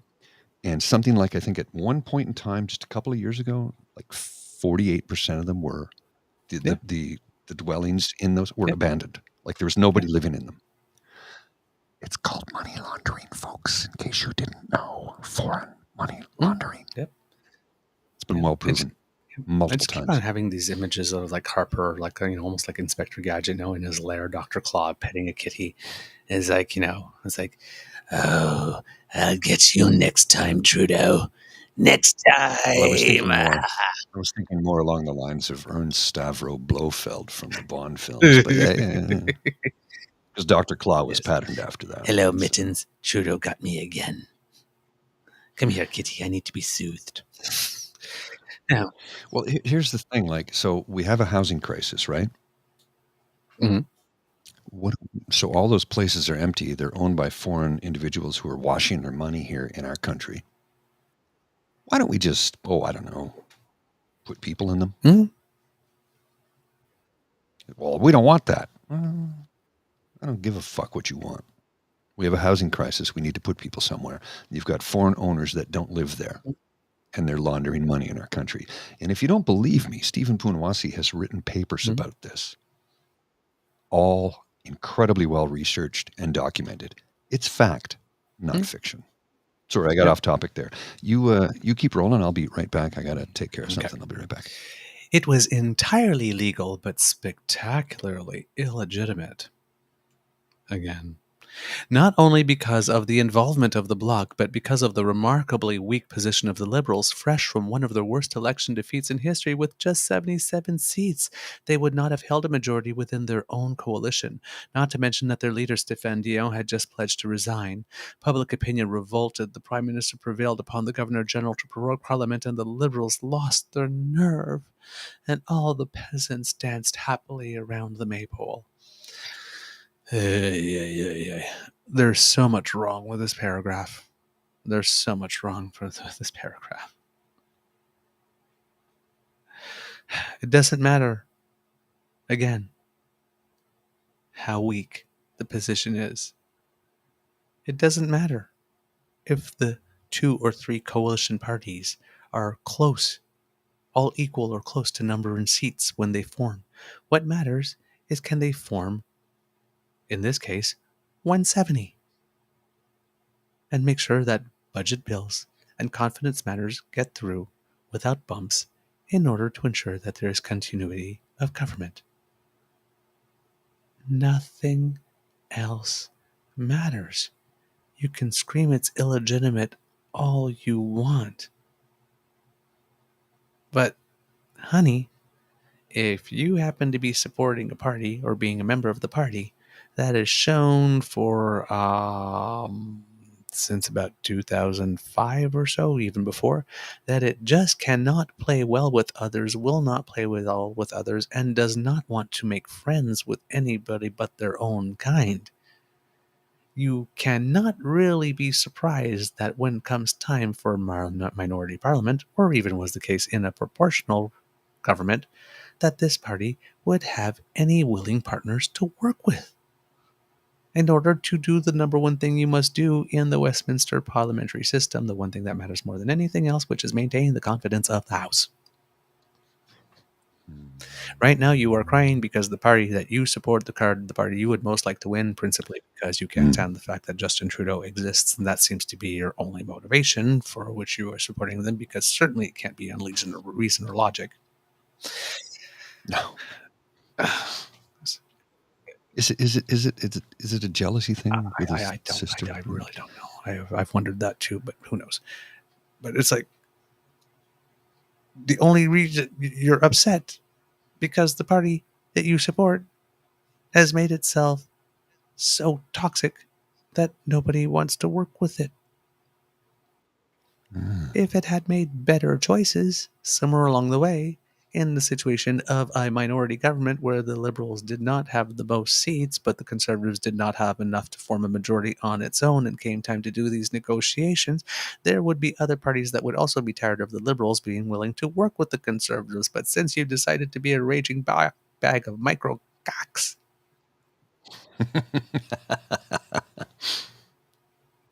it's funny because it's true. It's not Trudeau's fault that you're unlikable, and it certainly isn't the Westminster parliamentary system, and it is not illegitimate that people would like to work with people who are not assholes. Just don't be a dick. Your problem's not with the Westminster system. Your problem's with the fact that the party that you like can't work with anyone. Won't work with anyone. They have to get an outright majority or they will never be a government because they have no people skills. They're unpleasant. And they're boring and boorish. And people skills are really, really important because you need to be able to communicate as a human being and not like, I don't know, Michael Cooper. Come to one individual. Just one individual. There's other fella from Alberta, Friesen or Reason or Friesen or Threesen. Reason. And then there's Sam Oosteroff. Please, there's not enough water. Think of the fishes. Sorry, dude. Sorry. I know. I threw a lot on you right there. In my mouth. I know. And I apologize. You know, I know. You get on a roll. There's only one. Sometimes it just happens. I can only take so much conservative shoved down my throat at one time. I'm going to leave that one alone. Yummy tea. Ever since the Conservatives have raised the specter of an undemocratic, in quotes, because, he has to put undemocratic in quotes there because he knows damn well it's democratic. Yeah. Coalition attempting to, quote, overturn the results of an election. No, not overturning the results of an election. The results of the election stay the same. If they were overturning the results of the election, we'd be going into another election, and it still wouldn't be overturning the results of an election because before that can happen, those results stay in the books, and the government has to have had an incident happen where they showed that they could not hold the confidence of the House. Nothing about this is overturning the results of an election. Overturning the results of an election is when the results are made and you start filing lawsuits and saying that the election was rigged somehow. Not because, the vagaries of the Westminster system allowed it so that the party that had the second was able to cooperate with other parties that they actually like because they don't spend the entire time 24/7 hours a day and all money that they receive from campaigning insulting 2/3 of the Canadian population, tell them that they're shit and pedophiles and baby murderers and lovers of post-birth abortion. It's not a thing. If it was a thing, that would be called murder. You're infanticide. You're there's actually a $50 legal term for it, infanticide, that has like the "ide" suffix at the end, which means murder. So you ever notice infanticide, fraticide? Just a side note to that, sidebar, if you will, sidebar to that is that the folks who always go on about the anti-abortion folks always go on about the anti-abortion. We're for pro-life, we're pro-life, blah, blah, blah, blah, blah. They're also pro-Second Amendment, including Canadians who don't even realize we don't have a fucking Second Amendment. Actually, we do. That was to allow Manitoba to join Confederation, but that's got nothing to do with guns. But they're pro-gun, they're pro-death penalty. Wait a minute, what? Mm-hmm. How can you be pro-life and pro-death penalty? That you don't go to conservatives for coherence, consistency, and constancy. It's like, fuck me. You do, especially over time. They're very not good at the longitudinal game. Okay. And again, we don't identify with a particular political party. Mm-hmm. Neither one of us do. Mm-hmm. And never will. I personally never will, ever. I see elements of this party and this party and this party that I like. I used to see elements in the Progressive Conservative Party of Canada, but they don't exist anymore. So the reformicons, the Christo-fascists that we have now, I see nothing in that party that is. I can't connect to any of it. Back to the story, kitties. Thank you. It was a feature of both the 2011 and 2015 election campaigns in which it was anticipated the Conservatives might win the most seats, but not a majority. Drama again. The point, one supposes, was to scare wavering centrist voters into the Conservative camp. Better a strong, stable Conservative majority, they were encouraged to believe, than a risky, unstable coalition. But had the Conservatives in fact won a minority, it was not unreasonable to expect a repeat of the 2008 experience. If not King Byng, the Conservatives defeated in the House, refusing to yield power.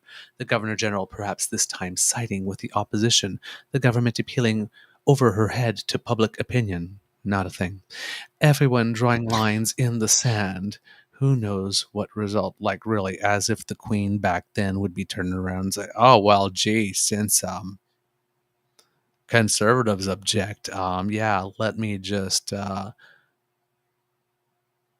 set aside thousands of years of precedent and we'll lay on my back for belly scritches, and there you go, subjects.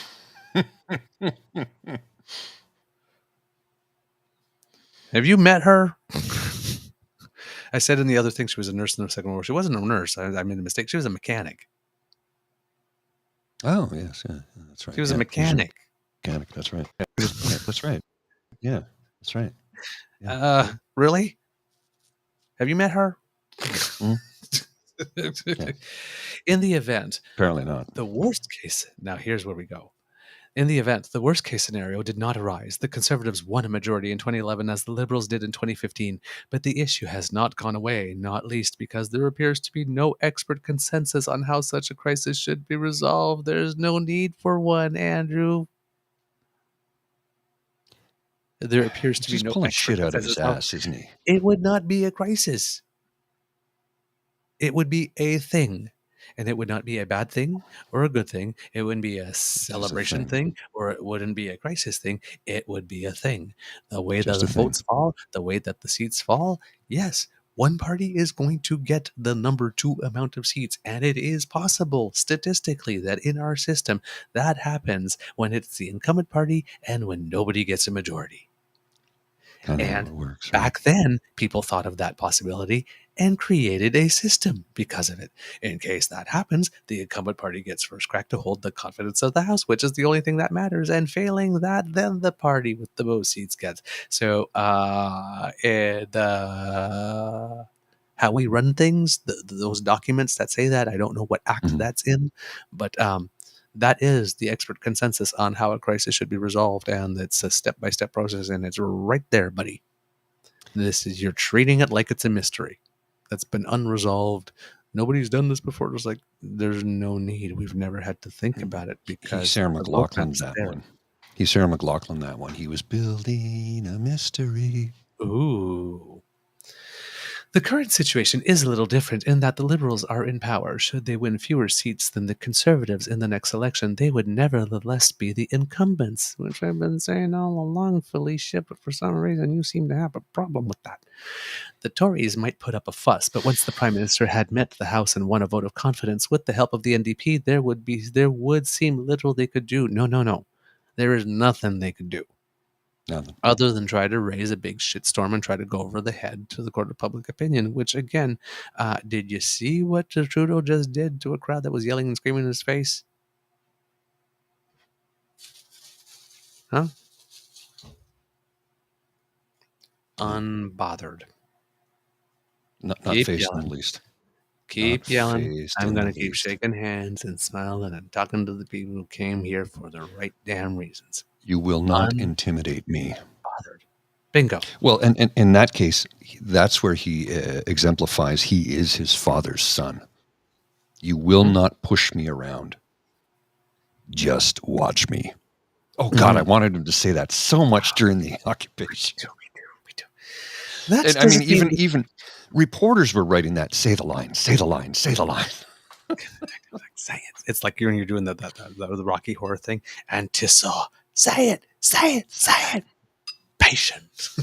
Like, and I think, I can't remember who was at the network that said he would have just, Lachlan, I think, it says if he would have just stood up on Parliament and said, get off my lawn.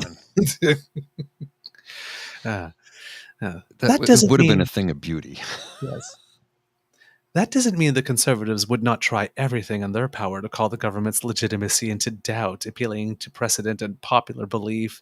The government is the party that wins the most seats, like you're doing right now, Andrew.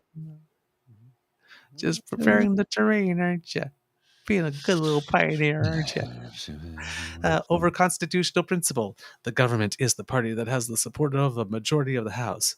We should not assume they would not find a sympathetic hearing, at least among partisan Conservatives. Oh, really? Gee, wow, let's go out on a limb here. Let's see, the party that wants Trudeau gone, who has like the wicked wacko members that show up in Belleville to yell like that, would find a sympathetic ear to the argument that the party that got the most seats, even though not a majority and even though they can't command the confidence of the House, should form the government. Really? We're really surprised that they would find a sympathetic audience among those people who don't know anything about civics, don't care about rules, and don't believe that Liberals should ever form a government ever again. They fail to like that opinion understand. Matters. They fail to understand how they would completely give up all their freedoms if that they say they don't have if their guy gets into power. Yep. They don't even understand it. It's like it's sad and it's tragic and it's heartbreaking to know that our education system in this country has diminished to the point where they don't understand basic civics. Mm-hmm. And then the end of this article. Oh no, it's not the end. Oh my God, I thought it was the end. Oh, we can't keep going, bro. We got to roll on out shortly. We're almost 2 hours down. Well, it is one thing for Conservatives to accept that they are unlikely to win a majority. They have only managed it 5 times, after all, in the past 100 years. But to be told that they will not be permitted even to form a minority government may be more than many of them can bear. The danger of this resulting in some sort of crisis is real. To be told you didn't win, so you can't form government. But we got the popular vote. It's not a thing. But we formed the most. We got the most seats. Can you hold confidence of the House? Then that's not a thing. It's not a thing. We're giving basic civics here. Really don't come crying basic to me. civics. I got nothing for you. Maybe you can't handle Westminster. Again, like we said to Dr. Abdul Salam, if you're really unhappy with our system of government, please let us help you find a country that has a system of government that you like, where the party that you don't like is never allowed to win, and we will help you back. Well, and it comes down to we need to protect our Charter of Rights and Freedoms. Yeah. It stands for everybody in the country, including the people you don't like or care for. They're protected by it too. And if you can't handle that, this is not the country for you. Too fucking bad. This is not the country for you. And I don't know if she was born here. I have no idea. And that's neither here nor there for me. The point is irrelevant to the fact that she was born here. If you're born here and you don't like it here, the suffering is optional. Go. Nobody's going to stop you from going. Understand. I'm not saying if you weren't born where you came from. That's not what we're saying. That's not what we're saying. No. If you don't like we want you to be happy. Find someplace you're happy. If you don't like our freedom, and we are one of the freest nations on earth, and we're working towards becoming the best free nation on earth, if you can't handle that, if you can't handle the fact that my compatriot, my brother from another mother who shares this screen with me, my partner in this, if you can't handle the fact that he has the same rights and privileges that you have. And duties. And that's important to mention. If you can't handle the fact, don't let the door hit you in the fucking ass. Fucking leave. Yep. And that applies if you were born here and not born here. If you weren't born here and you came here and you tried it out and said, you know what, this is not for me. Hey, no hard feelings. I don't like this democratic freedom thing that we get to exercise with all these charters of rights things because they protect him. I only want them to protect me. But that's not how it works. But hey, no hard feelings. That's just not how it works here. Let's find a country where that works that way. You can go. I'm not going to hate on you. I'm just going to say we're not going to hold you back, and we're not going to force you to live under this oppressive tyranny. Yes, this oppressive tyranny. I want my freedoms back. You drove across the country and parked on my doorstep for 3 weeks, but you weren't free. You want to be happy. We want you to be happy. Yes, we do. If you can't be happy here, we Find still want you to be happy. Yeah. And if we can help, we're Canadian. We're helpful a lot. It's the neighborly thing to do. All right. 2 paragraphs left in this thing. The longer the Liberal NDP arrangement endures and the more solidified it becomes, the greater the danger. The danger of what? The danger of Canadians getting used to enjoying competent government and realizing that the Conservative Party is a grift, and then it would have to get different people and change all its policies and priorities and structures and whatnot and actually become a reasonable party again. That danger? Okay. So long as the Liberals and NDP remain separate and independent parties, of course, with distinct agendas and interests, the Tories could always dream of fluking into a majority. All they needed was the vote to split just right. At the very least, they could hope to form a strong minority government and bluff their way through a la Harper in 2006-11. But if the present agreement is a sign of the times, it's a sign of things to come, a more or less permanent Liberal NDP alliance, that possibly recedes from view. And again, whose fault is that? When one party says we will not work with anybody under any circumstance whatsoever, and working with them in any way, shape, or form is giving them a victory, and we cannot have that, well, you do expect the other parties to not work together themselves? Well, self-segregation is not exclusion. You decided to walk away from the table of normalcy. Nobody sat at that table and said, somebody's already sitting here, you can't sit here. You up and left. You went to the bathroom and you never came back. That's your problem, not mine. If the upper limit on the Conservative share of the vote is 35% to 40%, if the remainder, aside from the smaller parties, should henceforth be viewed not as being divided between 2 parties, but as a single progressive voting bloc, surprise, surprise, yes, voting blocks, those happen under proportional representation too, by the way. Or ranked ballot. Yeah, mention parties with similar interests that have minor differences between them working together to stop the party that wants to destroy everything that these 2 parties stand for working like shocker.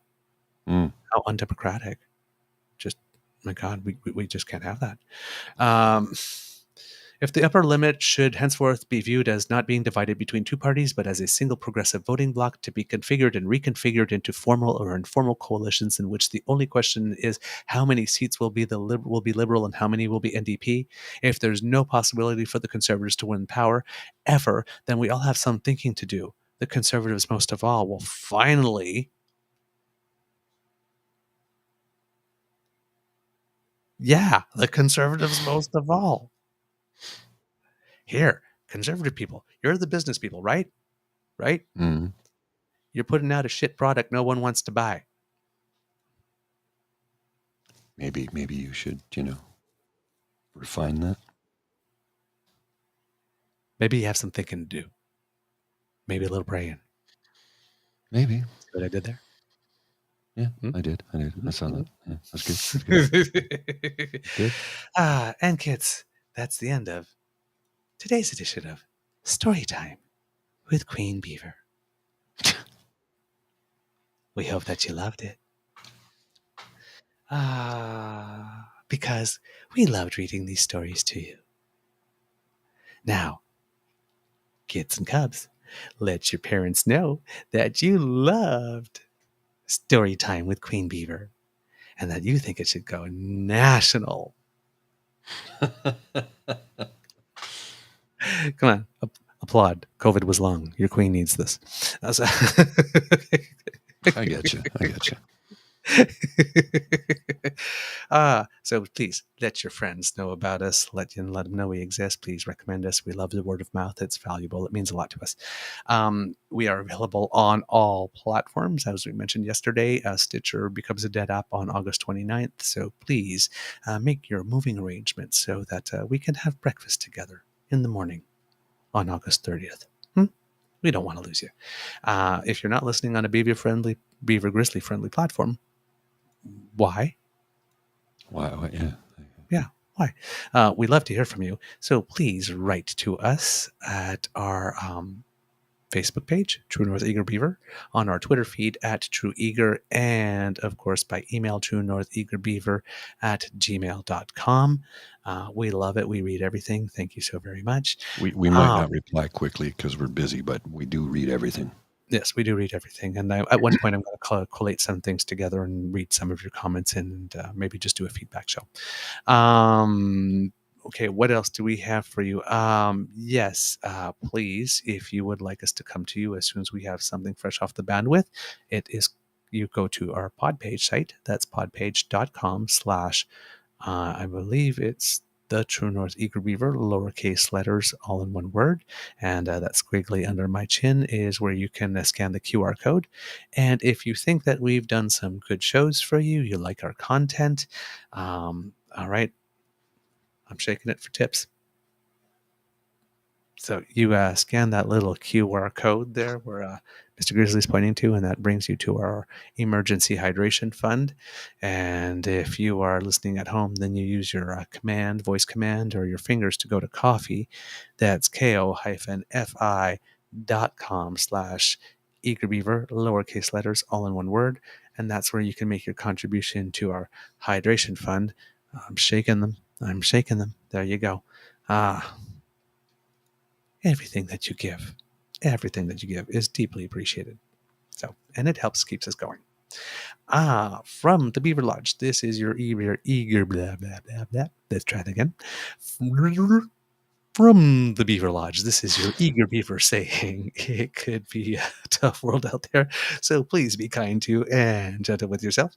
Mr. Grizzly, some words of wisdom, please.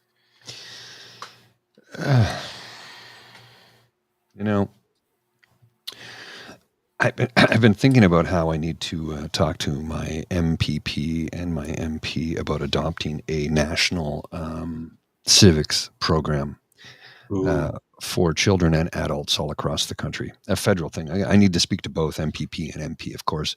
Maybe even my city councilors say, listen, we got to get this going, because the illiteracy when it comes to civics in this country is really troublesome. I mean, it's really troublesome. And I say that because of what took place in Belleville just the other day. These are people who are completely illiterate when it comes to basic civics in this country, and that is not a good thing. No. It's not.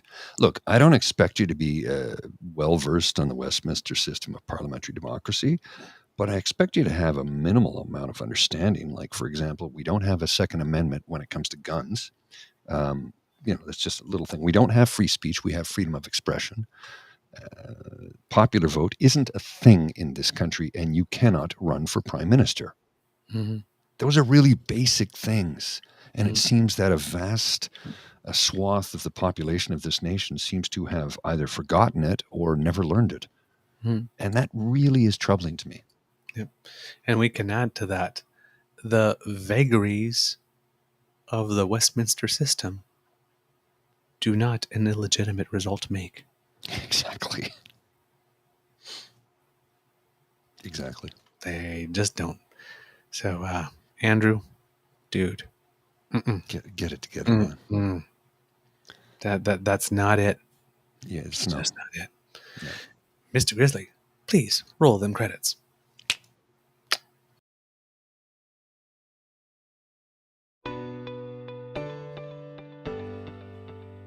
You are listening to a True North Eager Beaver media podcast. The True North Eager Beaver podcasts are proudly brought to you by our founding sponsors, the Miss V Mysteries from Corvid Moon Publishing, your source for science fiction, fantasy, and cozy mysteries featuring a broad diversity of characters. CanadianTarot.com, your uniquely Canadian online eclectic tarot community and forum. And the Peppermaster, hot pepper sauces made from fresh farm ingredients to thrill your taste buds and expand your mind.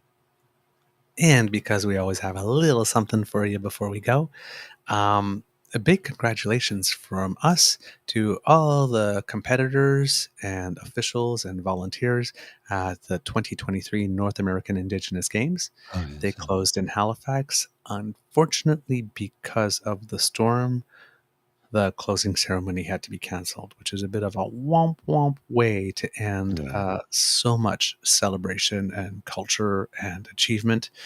The announcement of the 2027 games has taken place, and the site will be Calgary, where athletes from 750 different First Nations across North America are expected to attend. Local Indigenous leaders fully support bringing the games to Treaty 7 territory, with the city and the nearby Tsutena Nation hosting events. Calgary Mayor Jyoti Jandik is on record as having said, "Youth need to be given opportunities. If we've got a future that is free of intergenerational trauma and a future that provides opportunity, bringing games like this to town is really a good way to move the needle on that." Tourism Calgary says they helped to organize the bid. They said it cost about $15 to $20 million to host the competition, but that will generate twice that amount in spin-off benefits for the local community. But that is not just about that, because this is about celebration, gathering, and that is very important. And the fact that athletics and culture will be coming together in this makes the event even more worthwhile. So, right on. Let's hope this becomes more and more a thing, and they actually starts to get TV coverage and stuff. Good on you. Good on you. Well done. All right. See ya. Bye. And I'll be back tomorrow.